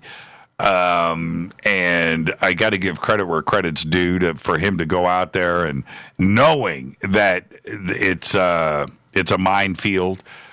So yeah, and I did hold back. I did hold back. I wasn't happy. I was happy that he called in, but I was pretty angry with him, and I maintained. Yeah, I was definitely more civil than probably I should have been. Yeah. Would I see? This is the thing, and I get this question a lot. Would I have Doty on the show for a full show? And my answer is no. No. I don't want to give him any publicity, any notoriety. I don't want to do it. And I try to treat everybody on the show as they're a guest in my own home. And would I have Richard Doty over at the house? I would not. I wouldn't.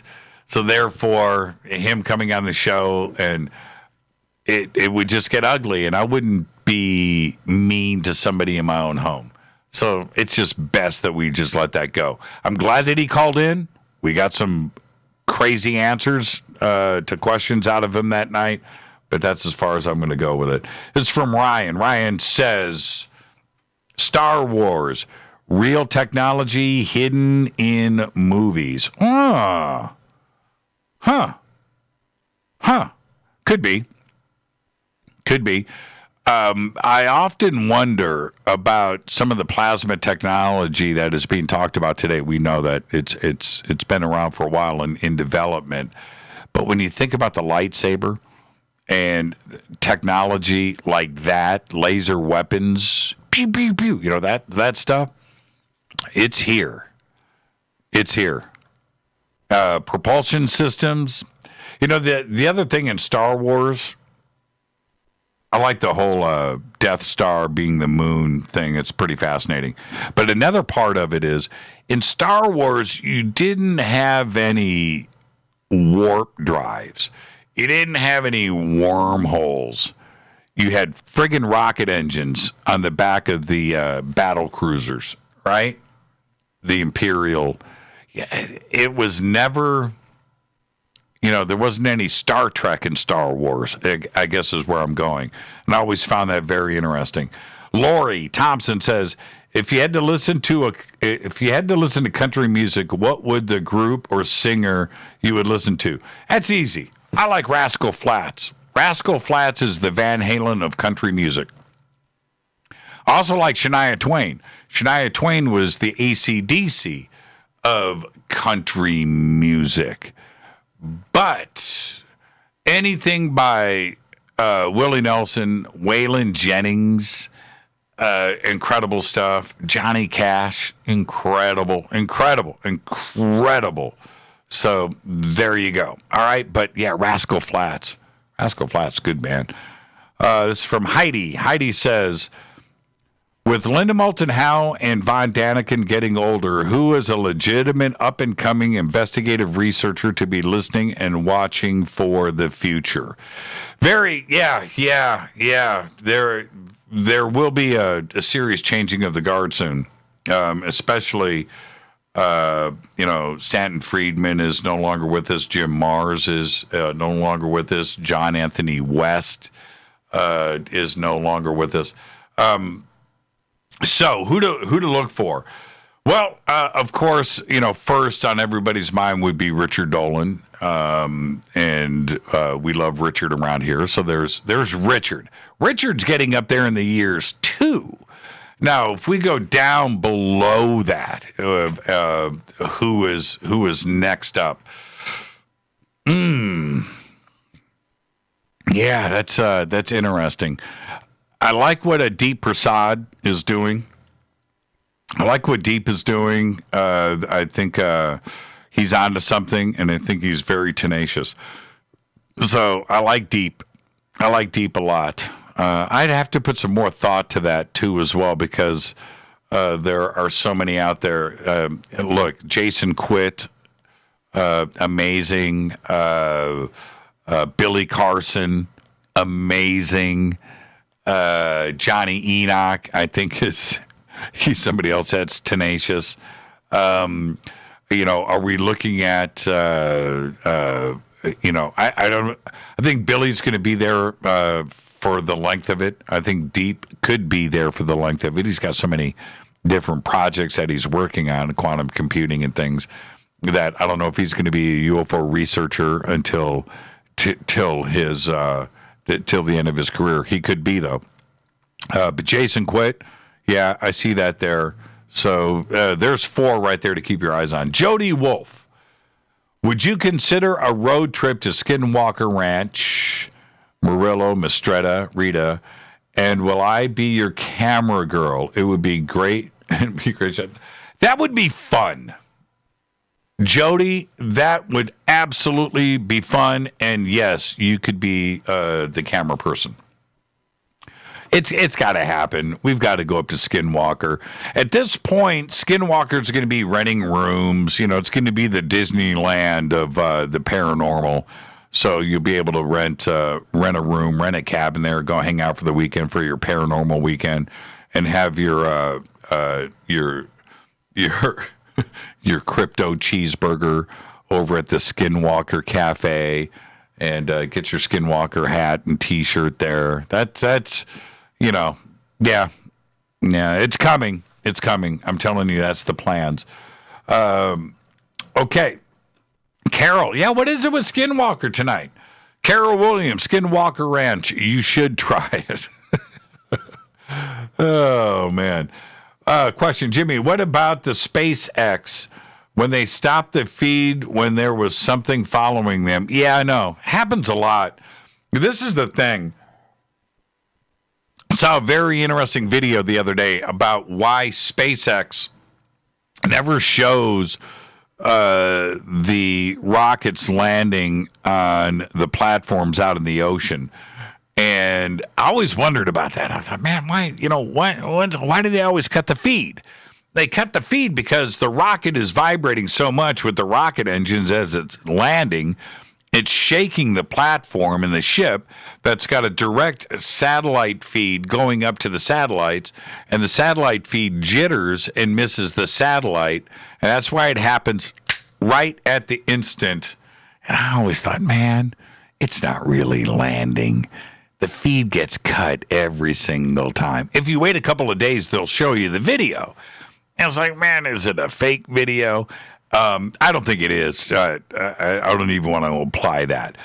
But when you see SpaceX landing those rockets on land, is that about the fakest thing you've ever seen? Did I just say that? It's too perfect. It's like CGI. It's like Lucasfilm, right? It doesn't look real. I know that it is, but it's too damn good, right? And let's just hope, Alan, let's just hope that the feeds that come in privately from SpaceX are not interrupted, that if something did crazy happen going on, that Elon would make sure that we would see it. Right? Let's hope. All right. This is from Greta. Hi, Jimmy. If you had a time machine, where is the first place you would go and why? Gobekli Tepe. Yeah, Gobekli Tepe to you, Greta. If I could get a definitive date and I knew for sure, I would go to the construction of the Great Pyramid. I wouldn't go and watch the crucifixion. Nah. Not even sure if it actually happened, but I don't know about that. We know that the Great Pyramid was built. That's for sure. I would like to go back and check that out, see who did it and how. Second choice would be Gobekli Tepe. The reason why Gobekli Tepe isn't the first choice is Gobekli Tepe can be explained in a lot of ways. I want to know who built Gobekli Tepe, all right? Which civilization and stuff. But Gobekli Tepe is a lot more explainable than the Great Pyramids. I'm saying pyramids, plural. I want to know. Remember, Khufu and Khafre were built at the same time. Same time.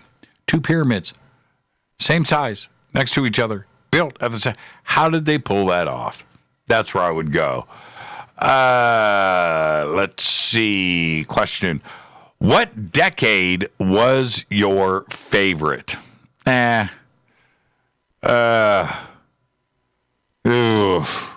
to go with the 80s.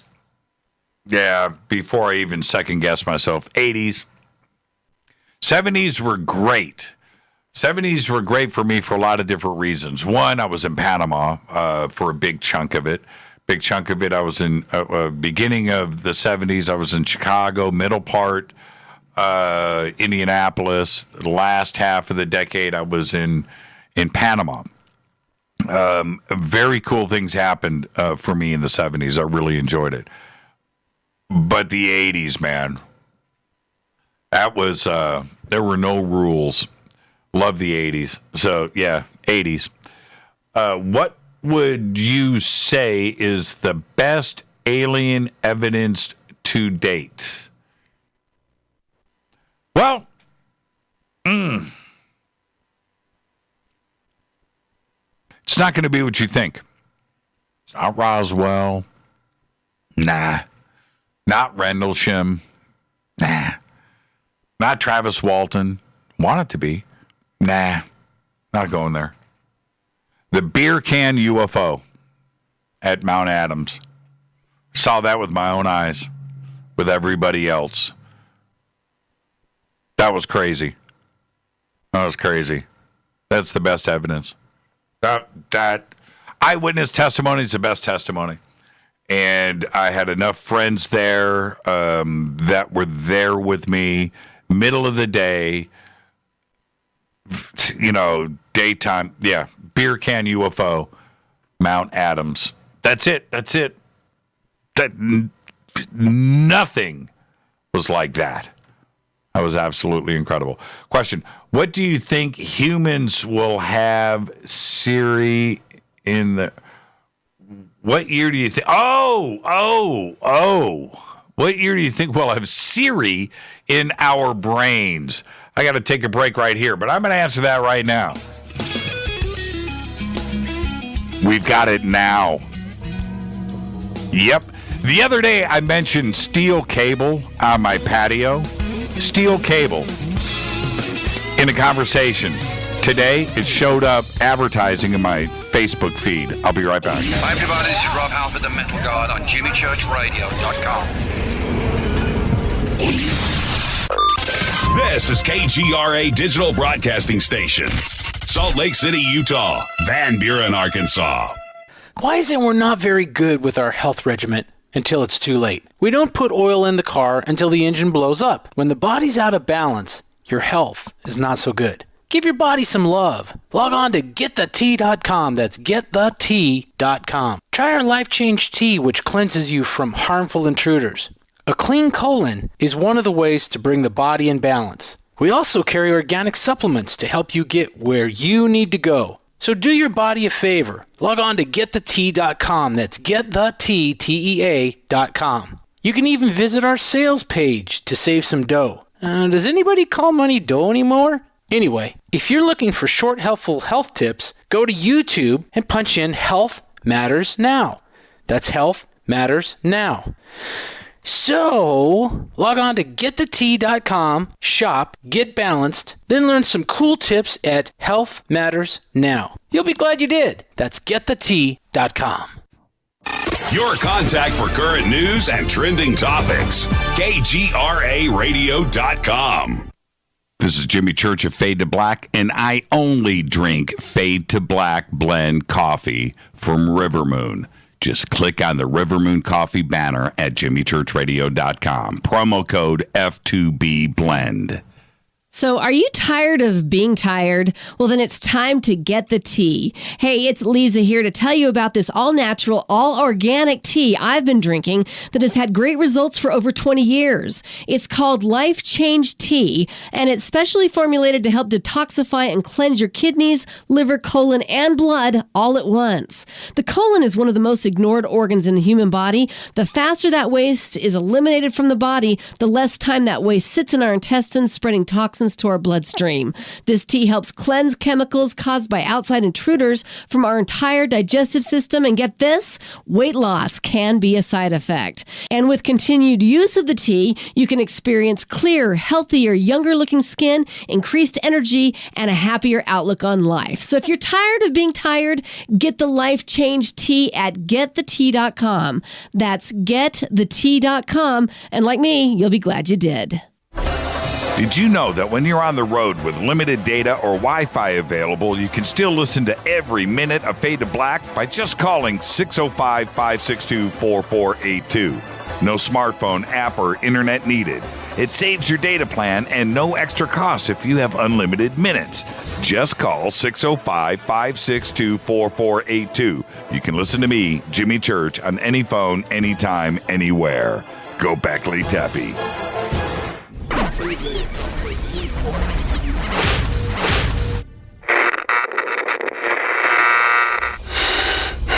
You want to know a secret? I love ponies. I really love ponies. I'm serious. I couldn't stay sane without ponies to brush. Why Fade to Black? Because you never got that pony, damn it. This is Fade to Black with Jimmy Church on the Game Changer Radio Network and KGRA, the Global Radio Alliance.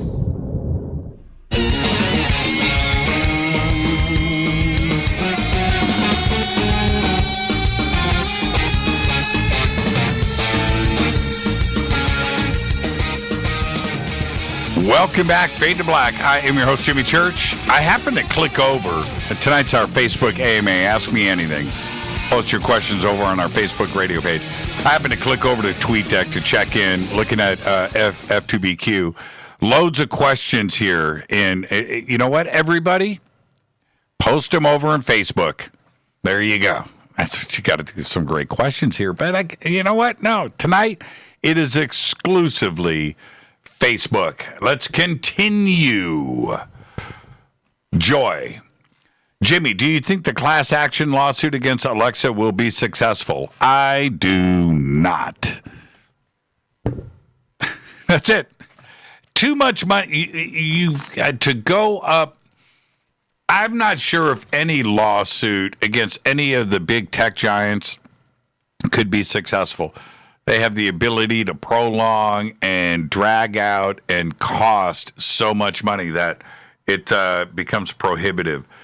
Now, is it possible? Anything is possible. Physics says it is so. Is it possible? It's possible. Do I think it'll be successful? No, I do not. And I know it sucks, but that's it. Sean, are we all doomed this week or next week like the Mayan calendar reinterpretation said? And if so, how? No, we are not doomed. Everything is going to be just fine. I know these are crazy times that we find ourselves in today. Has nothing to do with the Mayan calendar. And again, the Mayan calendar was just about, ending and starting off new with a fresh calendar. All right, that it just ended. So, I'm not so sure if we read into the metaphor about and I believe it was aqua, wasn't it? Water, I think it's metaphor, unless we're gonna have tsunamis, I don't know. And would that wipe out everything? I don't know. It would have to be an asteroid. This is from my dad, Jim Church. Wow. Okay, so Pops is listening tonight. I did not know that. He wants to know, this is my dad, by the way. Do you believe that China financially owns the USA? Come on, Pops. Jeez. No, China does not financially own the United States of America. And I think that if the doo-doo hit the fan with China and they just pushed it, we would cancel all of our debt. We wouldn't pay them back a dime. We would reclaim all of anything that they owned here. We would just make it state-owned like they did and do to everybody else in other countries like Venezuela when they took over the oil companies. So no, China doesn't own the USA. And I'm not scared of China. So there you go. And I have the feeling, we're talking about this over the weekend, speaking of China, I have the feeling that Made in the USA is back. We can't go through this again. Those supply chains and everything coming out of China, failed experiment. We knew that this was a possibility one day, that if any issues happened, what would we do if suddenly the supply chains came crashing down? Well, that's why the supply chains need to be here. That's it. We need to start making TVs again here, cell phones, furniture, clothes, car parts, everything should come back to the United States, made in the USA. There you go. It's from Dick. Was that an espresso machine in your kitchen? Yes, it was. Am I breaking the rules? I am not.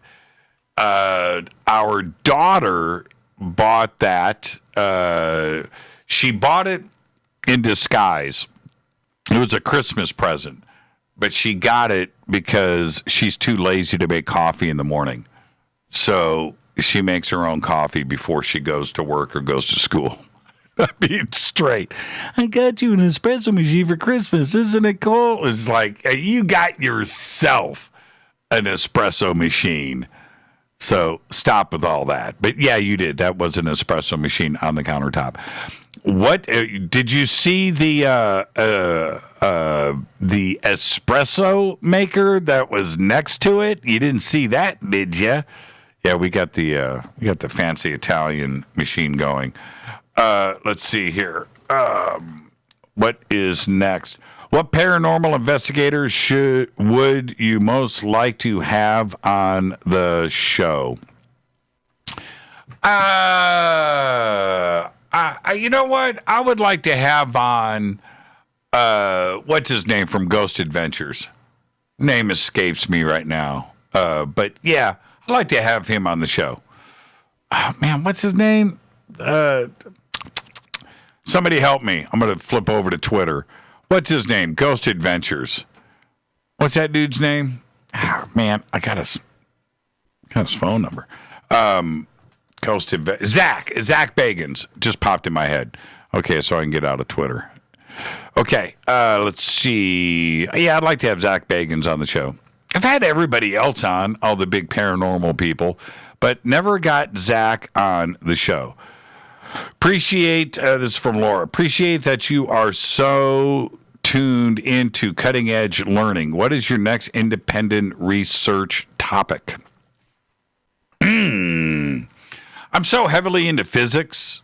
I'm so heavily into quantum physics, quantum theory, quantum mechanics. I'm really interested in time dilation. really into time loops. Diving into that. But, the multi-world, many-world, multiverse side of things is fascinating to me, and I can't stop researching it. I went through an entire presentation the other day from Sean Carroll on some of this, where he's writing out the algorithms.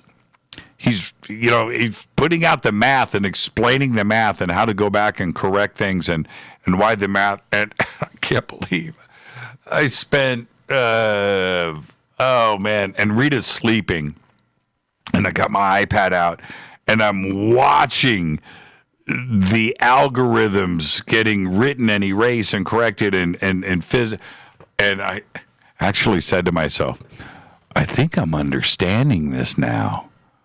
I'm a physicist. But yeah, that's where it's at. Time, past, present, future, time loops, time dilation, and multi-world, multiverse. I cannot get enough of it. I cannot. This is from Susan. Do you think the human race is ready for disclosure, having seen the way we dealt? Yep, I know. The way we dealt with coronavirus. At the beginning of coronavirus, I was like, man, I get this. The rest of the world is now ready. They know how to be human beings. They know how to stop and behave and calm down and respect and love each other. And yeah, we're ready for disclosure. That was 2 months ago. Today, I'm not so sure. Yeah, I know. How many times can we flip-flop, Susan? How many times can we flip-flop? How many times have we flip-flopped since January? Crazy. 2020 was supposed to be so different, and here we are on 6/15. We're halfway through the year. Oh, what a crazy 6 months. This is from Johnny. Johnny, I can't say your last name, but it's cool. You look, is that Greek? Christos Tomu? Man, I can't say it. I don't want to destroy it.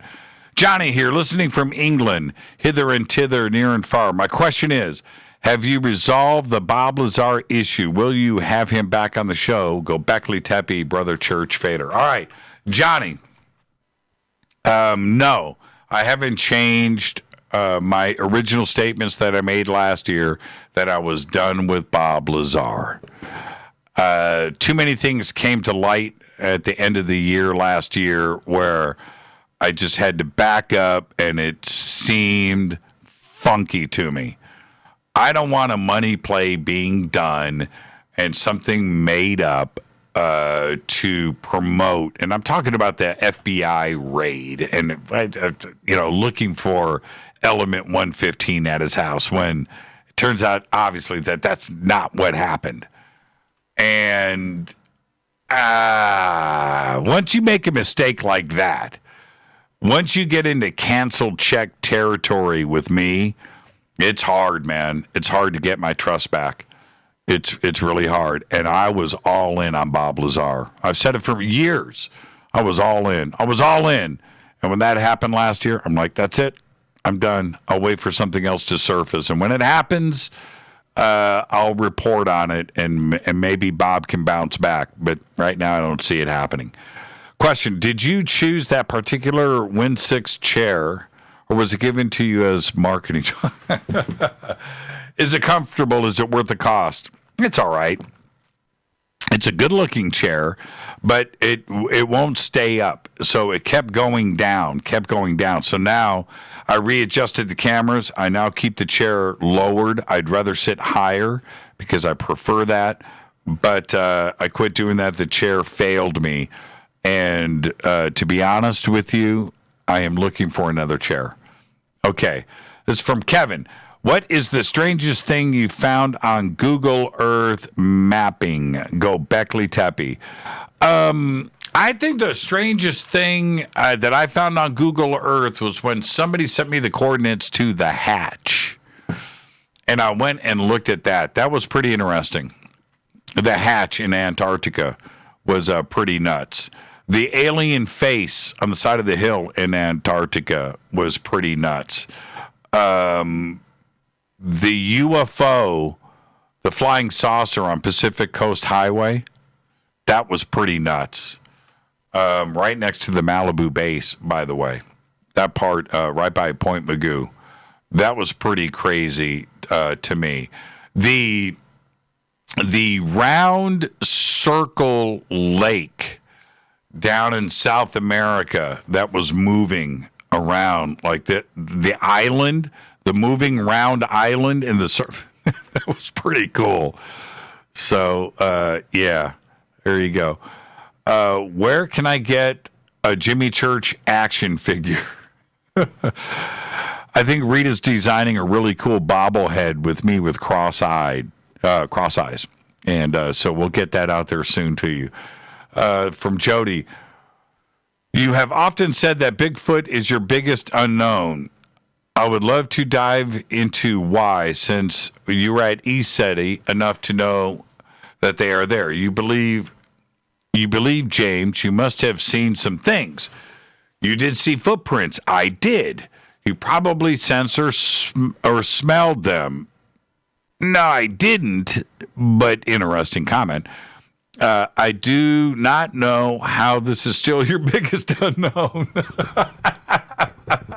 Do they need to come to dinner? That would seal the deal, wouldn't it, Jody? Yeah, I saw the footprints, and the footprints freaked me out. When I saw the footprints originally,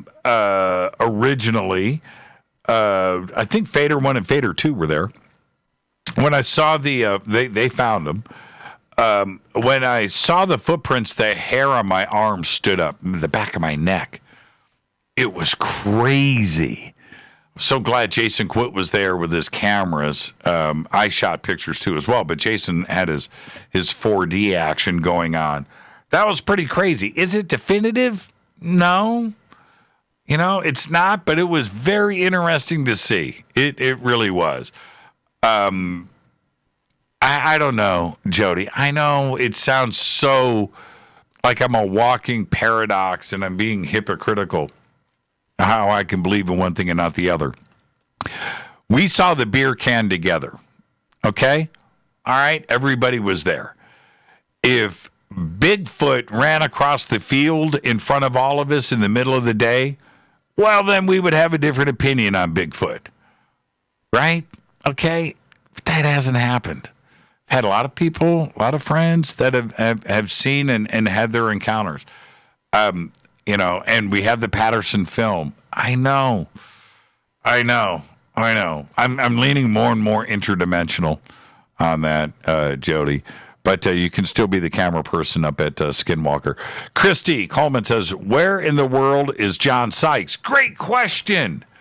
And do you like John Sykes' style of playing? Absolutely. I didn't record John Sykes. He recorded Blue Murder, at our studio. We had 2 studios, and he was in the one next door. So I was able to go in, and it was a great EP that they did there. My friend Alex produced it, Alex Waltman. And I got to hang out, with everybody. I had Carmine, and it was very cool. Very, very talented guitar player. And a very cool and very nice guy. I did a lot of hanging out with Sykes, but where is he today? Man, and what a great player. What just an amazing, amazing player. So I'm totally with you on that, Christy. Where is John Sykes today? Isn't he like a record company executive? Didn't he kind of retire from playing? And then he was going to go and get Blue Murder back together? I read that a few years ago. What do you think? This is from Winter. What do you think about Biocentrism by Robert Lanza? Haven't read it, heard about it though. Okay, so I don't have any comments yet, but I will go and check it out. Thank you for that, Winter. Let me write that down, make sure I don't forget. Biocentrism. Lanza. Got it. I'll follow up on that. Question, thoughts on tarot cards? Look, a good tarot reading, I don't know how many sets of tarot cards Rita has. Got a lot. I've had many readings over the years. A good tarot reading is awesome. Scare the crap out of you. Love it. Love it.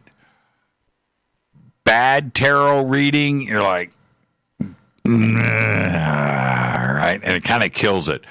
I think tarot cards in the right hands, interpreted the right way, a lot of fun. A lot of fun.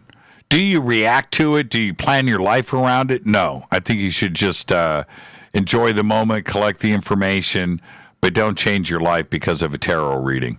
Jim Hogg says, what bands have you played in or continue to play in? Just curious. Or if you have, is it just a favorite pastime? For the last 20 years, I haven't played with anybody. So there you go. Before that, man, the list is so long. But nobody that you would have necessarily heard of. So, yeah. Look, it was just playing on the strip and playing with bands.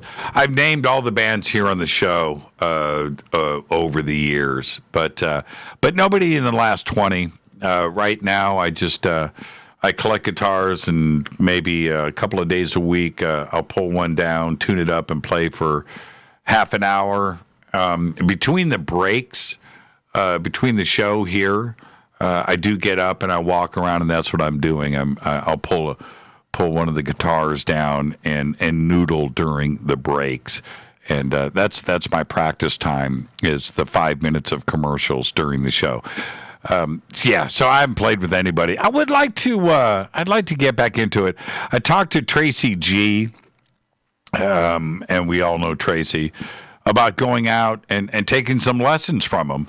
And he's like, dude, come on. And there's Kurt James. I can go out and play with Kurt at any time. Doug Aldrich is always busy, but yeah, I would like to go out and sit down with Kurt and Tracy and just get some lessons and get back into it. Let's see, from Cynthia, for you, have you ever interviewed anyone with knowledge of the Black Eyed Children? I have. Do you think this is just a legend? That's possible. I've done Dave Weatherly, did a show or two with him. Nick Redfern, I've done shows on Black Eyed Children with him, couple. I don't know. I've never seen any Black Eyed Children. I mean, have you? Has anybody outside of, the books and the stories, has anybody seen any Black Eyed Children? And the reason why I ask is this. We've all seen UFOs, right? We've all seen them. Ghost. There are things where you can go, yeah, I saw a ghost. Yeah, I saw a UFO. Has anybody seen any Black Eyed Children? I'm just saying. That's all. Could they be real? Yes. Brad Passmore, Jimmy and Rita, who is your favorite persons or persons that you have interviewed? Dolan, Linda Moulton Howe, Stanton Friedman, and John Anthony West rate high up there. Always fun. Jim Mars, always fun, great shows. But then when you go down to like my personal favorites, because all of them do so many shows and they're comfortable here, that coming on the show was a lot of fun, and we were able to explore other areas. And that's what made those shows great, because they're a great guest. But then you got to go with Billy Carson and Jason Quitt. We just had Eric Rains on the show. That was just amazing. Isaac Arthur, just an amazing show. Shows every single time. Love it every time Isaac is on. And I'm just like, just trying to think here. Johnny Enoch, right? Always a great show. These are fun shows to do. And so many more. We've done, we're closing in on 1,300 shows. 1,300. So you got to go. If I go back and pick out like an amazing show, go back and listen to the first show I did with Jay Widener on Falconelli. If that doesn't mess you up, right, just absolutely incredible show. So there are just so many. There's so many. I have no idea. There's like the modern version, and then there's the older old school version of guests on the show.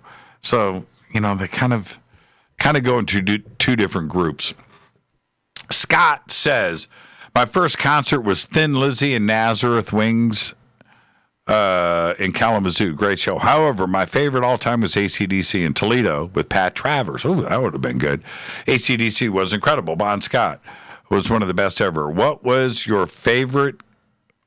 is and was your favorite concert of all time? I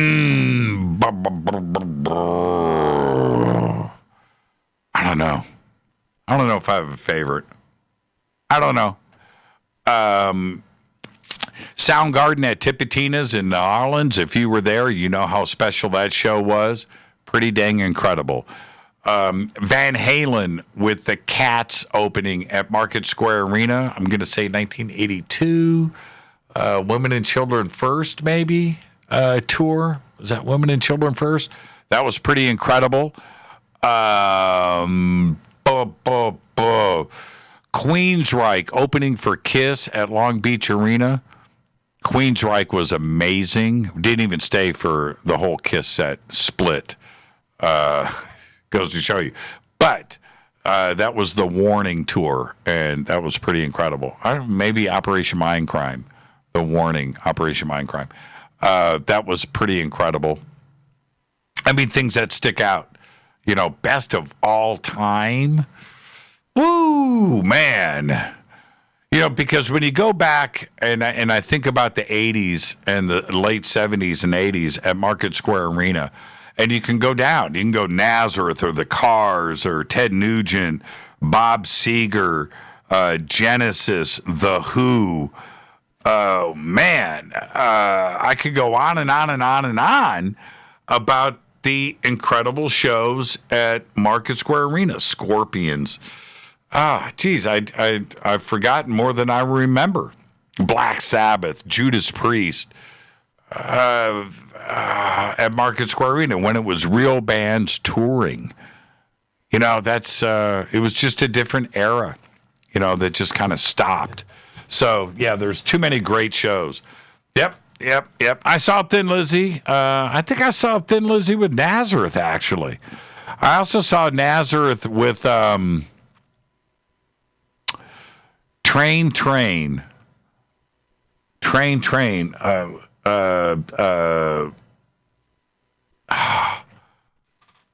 What was that band called? Bigfoot? What were they called? Oh, man. Anyway, okay. Moving on. I've got no time for any more questions. I'll be back with more questions after this short break. This is Faded Black. I'm your host, Jimmy Church. Tonight is our Facebook AMA. Ask me anything. Ask me anything. Hello to everybody on Facebook. But did I ever get a question from Sluggo Franklin? Sluggo, you bum me out, man. Or maybe it's still coming up. I'll be right back after this short break. Stay with us.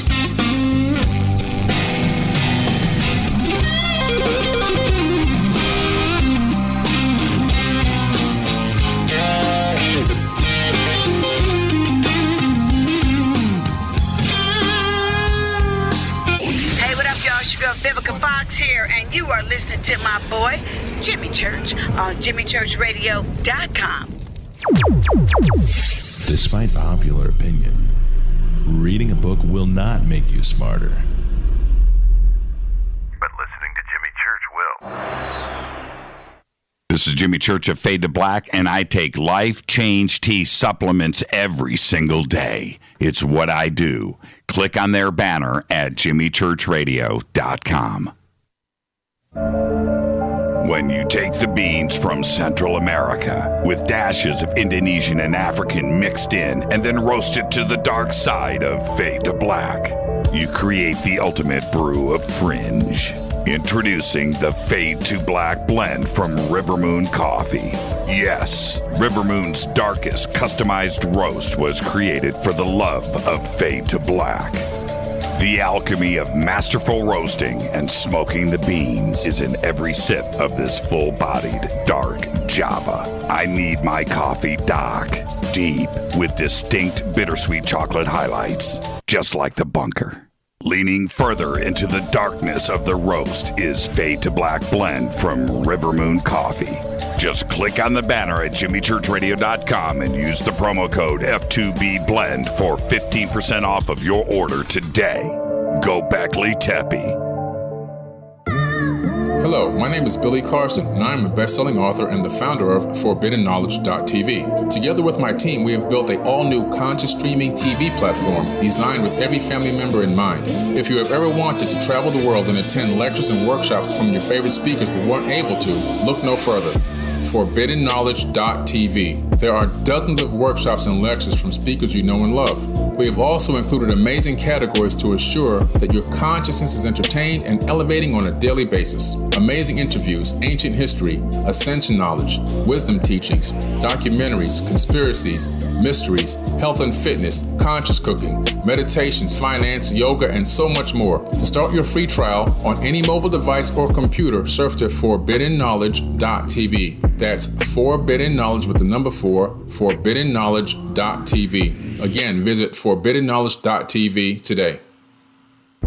Are you intrigued by Paranormal Talk Radio? You'll love the new Paranormal Radio app from TalkStream Live. You'll find a great selection of talk shows covering UFOs, ghosts, strange phenomena, and much more. Download the Paranormal Radio app now and start listening to the very best in paranormal talk entertainment, including the network you're listening to right now, the Paranormal Radio app. Free in Google Play and the iOS App Store. Erica, Brittany, Gabby, and you're listening to JimyChurchRadio.com. It's not a lifestyle we chose. We were born this way. KGRARadio.com.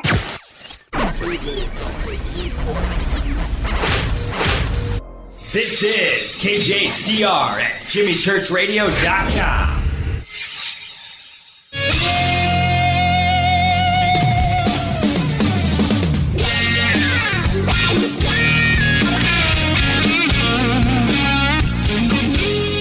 Welcome back. Fade to Black. One segment left. Facebook exclusive AMA. Ask Me Anything. Whew, man, great show. Love doing these. So much fun. And got one segment left, so I want to get in as many questions as I can. Jimmy, have you ever read Tom Robbins? The Cowgirls Get the Blues? Tom Robbins? I'm aware. Isn't he?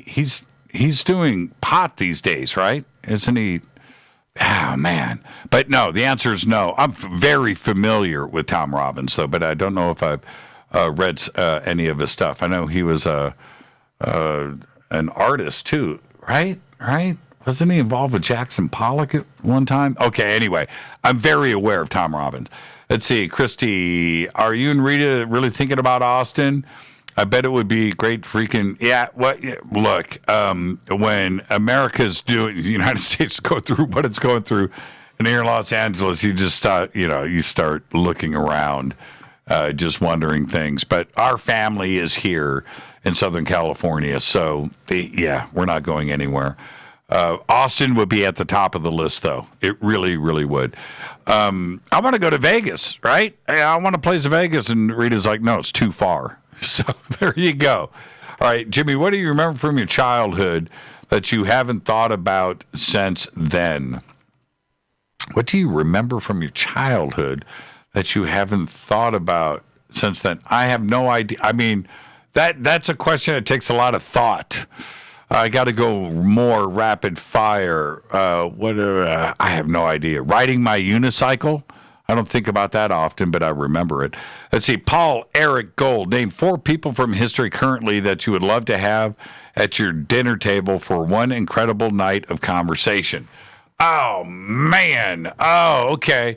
All right. The first four that come to mind, it would be Elvis Presley, Abraham Lincoln, Nikola Tesla, and let's go further back in history. Cleopatra. That would be cool. That would be a fun night. Lavanda. What's your top 5 favorite documentaries? Oof. Top 5 favorite documentaries. Oh man. You got to be that specific? I don't know if I could remember titles. I just saw a documentary the other day on the making of The Mandalorian. That was actually pretty cool. Just watched a documentary the other day that was pretty cool on the Beastie Boys. That was pretty cool. The Beastie Boys story, just released, by the way, done on Broadway. That was pretty good. But going back, I mean, Chariots of the Gods, which I just recently watched again. I watched it last year, and then I watched it again a couple of months ago alone. I still can't believe how incredible that is. It's so strong. I'll tell you a great documentary. The Making of Jaws, which was part of the anniversary DVD. But that was a pretty cool documentary. Let's see. Let's see if I can pull one more out really quick. You know what's a good documentary? 3 were released, but it's the newest one. The Eagles story about the Eagles was pretty good. Okay. Writer Frank Zubek. Oh, really? Okay. Frank, how you doing? How true do you think it is that because of what they observed the past few centuries down here, that we as a species are actually under quarantine by the aliens? No. I don't think so. No, I don't think so. I don't think we're under quarantine. Not by the aliens. I don't. I mean, you have to go. I'm going to answer this quickly, Frank. You have to actually consider how interesting we would be to aliens, right? I mean, how interesting. Certainly, they're fascinated that there's life on this planet and there's things going on. But intelligence-wise, what is it that we could show them that we're interesting? Not much. Not much. They may have put us here, but we're a long way off from being interesting, so there isn't anything to quarantine us for. Let's see. We haven't even gotten off this planet, right? The moon doesn't count. Still haven't made it to Mars. Haven't gotten out of the solar system. Humans. Voyager and Pioneer have made it out, but that's it. That's as interstellar as we have gotten. So I don't think there's a reason to quarantine us here to this planet when we can't get off of it. The Dragon Crew capsule is the first time the United States has launched, right? In 10 years. We're not quarantined. Okay. How old is Teddy, and how long has he been running your household? 3 years. 3 years.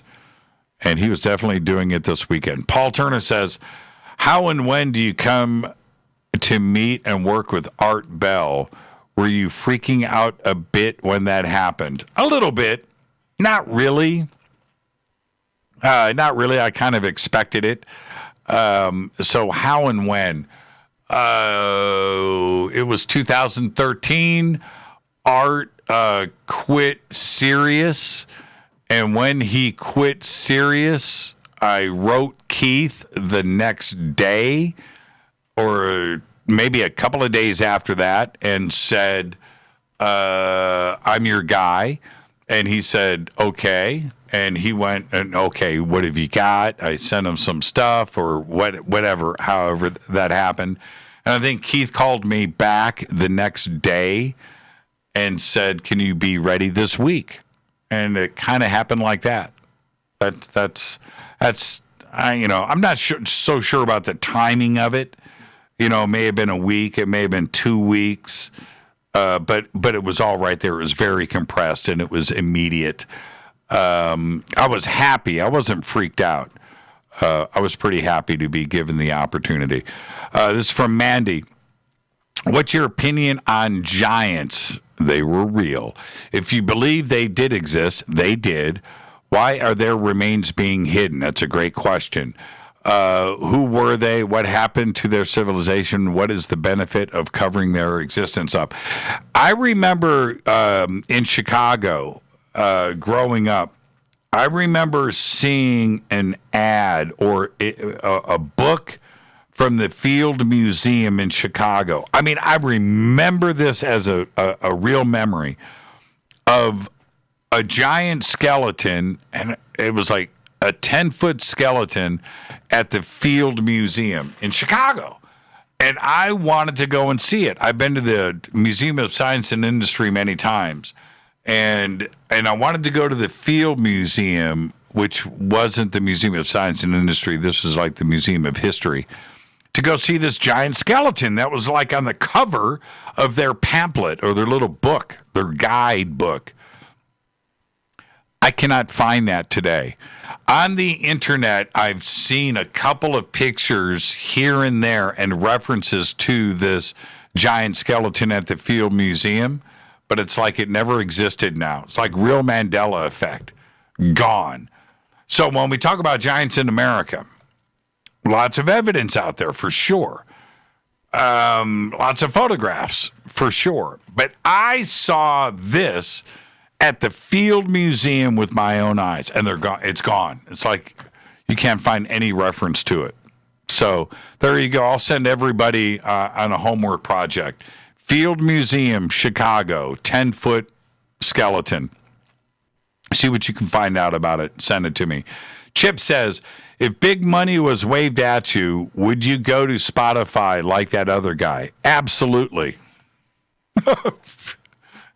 You want to wave $100 million at me? I'm Spotify's guy starting tonight. Talking about Joe Rogan. I mean, that's big money, man. $100 million. Do you sell out for $100 million? Yeah. Anybody sells out. I'm not so sure if you can consider it selling out, but the question is this. If I was making, like Joe was reporting, $25 million a year, doing my own thing on YouTube, do you really need $100 million? Does that change your life? Do you go from $25 million to $100 million? What changes in your life? What, you buy a bigger yacht? He lives in Hidden Hills in a beautiful house, very exclusive community. Do you get a bigger house? Do you move out of Hidden Hills? I mean, I don't. J-Lo lives there.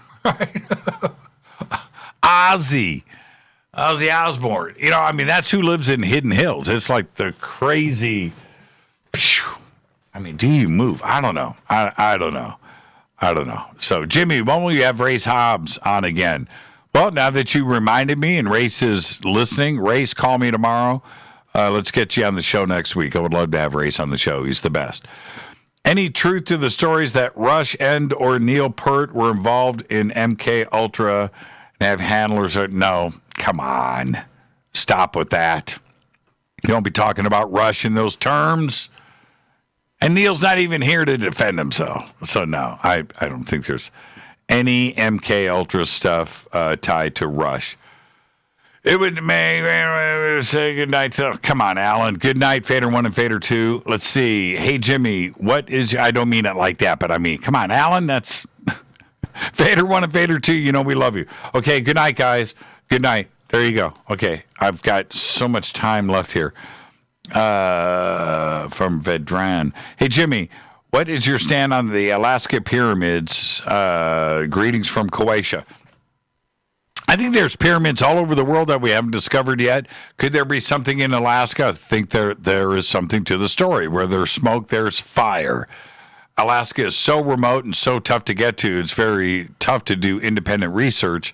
to go up there and look. But that includes off the coast of Cuba in the water, right? How do you do that? How do you investigate it? It's nearly impossible. Antarctica, it's nearly impossible to have an independent crew go and look at these sites. I think as time goes on, more and more things will be revealed to us. So, yes, there is a lot in Alaska, including those pyramids. Terry, why do you think Elon Musk decided on 80,000 people for his Mars mission? Yeah, that was kind of a weird number. He said 50,000, then he said 80. I'll tell you where he comes up with the number. His Starship 1. When you look at that, and he's thinking about how many people he can get on that thing and get that to Mars, and how many trips he has got planned. So I think that is where that 80,000 number comes from. But I don't think that they would be in a city on the surface of Mars. It's 80,000 people, man. That's a big facility to be protecting from all of the radiation.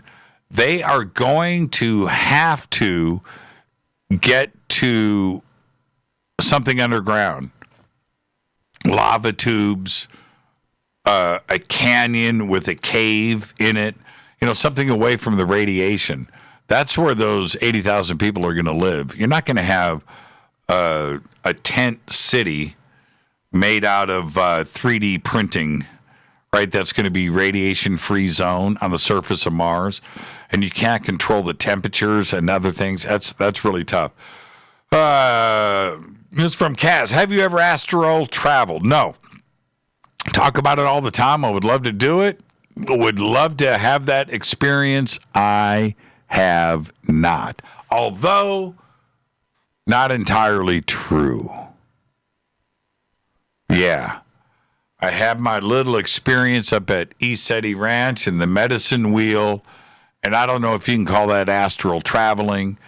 I've shared little bits of that experience on the show. Still too personal for me to talk about. But have I astral traveled, like split and went back to ancient Egypt or whatever? No, I have not done that. This is from Nicole. Hope you two and everyone else doing well. What are your favorite urban legends?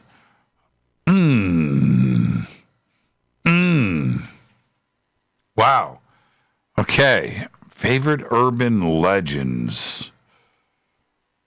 You know what? You know what's a great urban legend here in L.A.?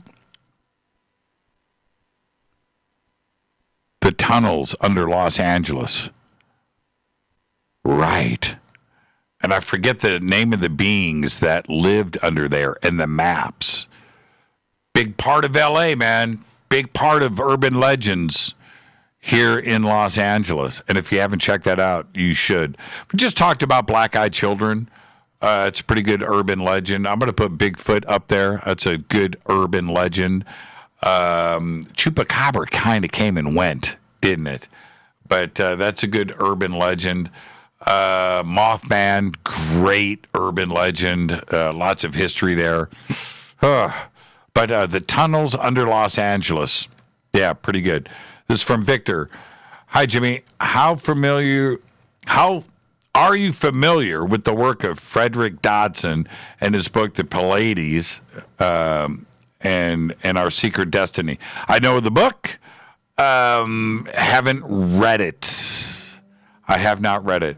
This is from Moa. Hey, Jimmy, what are your top 5 favorite guitar players that are still recording and touring? And where would you put John Petrucci in your top 30 list? Yeah, John's an amazing player. Now, if we're going with modern players today, Petrucci would be there, Bumblefoot right there, Buckethead right there, John 5 right there, and I got it, man, see, tough. Steve Vai, Yngwie, Zach Wilde. Ooh, that's 8. right? I got to put Vi because Vi is still recording and touring and all of that stuff. So I got to put Vi on the top of that list. But Petrucci, Bumblefoot, Buckethead, John 5. There you go. That's a top 5 for you. Hey, JC. Thank you for that, Moa. Paul. Hey, JC. Being from Naptown, have you ever heard or seen the... Oh, no, the Francisville Lights. No. Look, heard the stories growing up in Indy. Big, talk about urban legend. But no. Is it still there? I had heard it kind of ended, right? So, yeah, that's great. Let's see. Jimmy, Rita's favorite ice cream flavor. Rita's gone through phases. Rita went through a couple of years, had to have black walnut ice cream. Black walnut Haagen-Dazs being on the top of the list. They don't make it anymore. Then Rita, over the last couple of years, went through a bad phase of chocolate peanut butter from Haagen-Dazs. I could not come home from the market without chocolate peanut butter. Now, that is hard to find. That's chocolate ice cream with a peanut butter swirl. The peanut butter's frozen, and you got to break your spoon to crack through it. Love it. Lately, are you guys ready? Rita stopped eating ice cream. I can't talk her into it. Now she likes yogurt with fruit. Frozen yogurt, she'll go with that once in a while. But she jumped off the ice cream train, and I sort of have too as well. I buy it and don't eat it. Even the Lucky Charms, I had one bowl and never went back for a second one.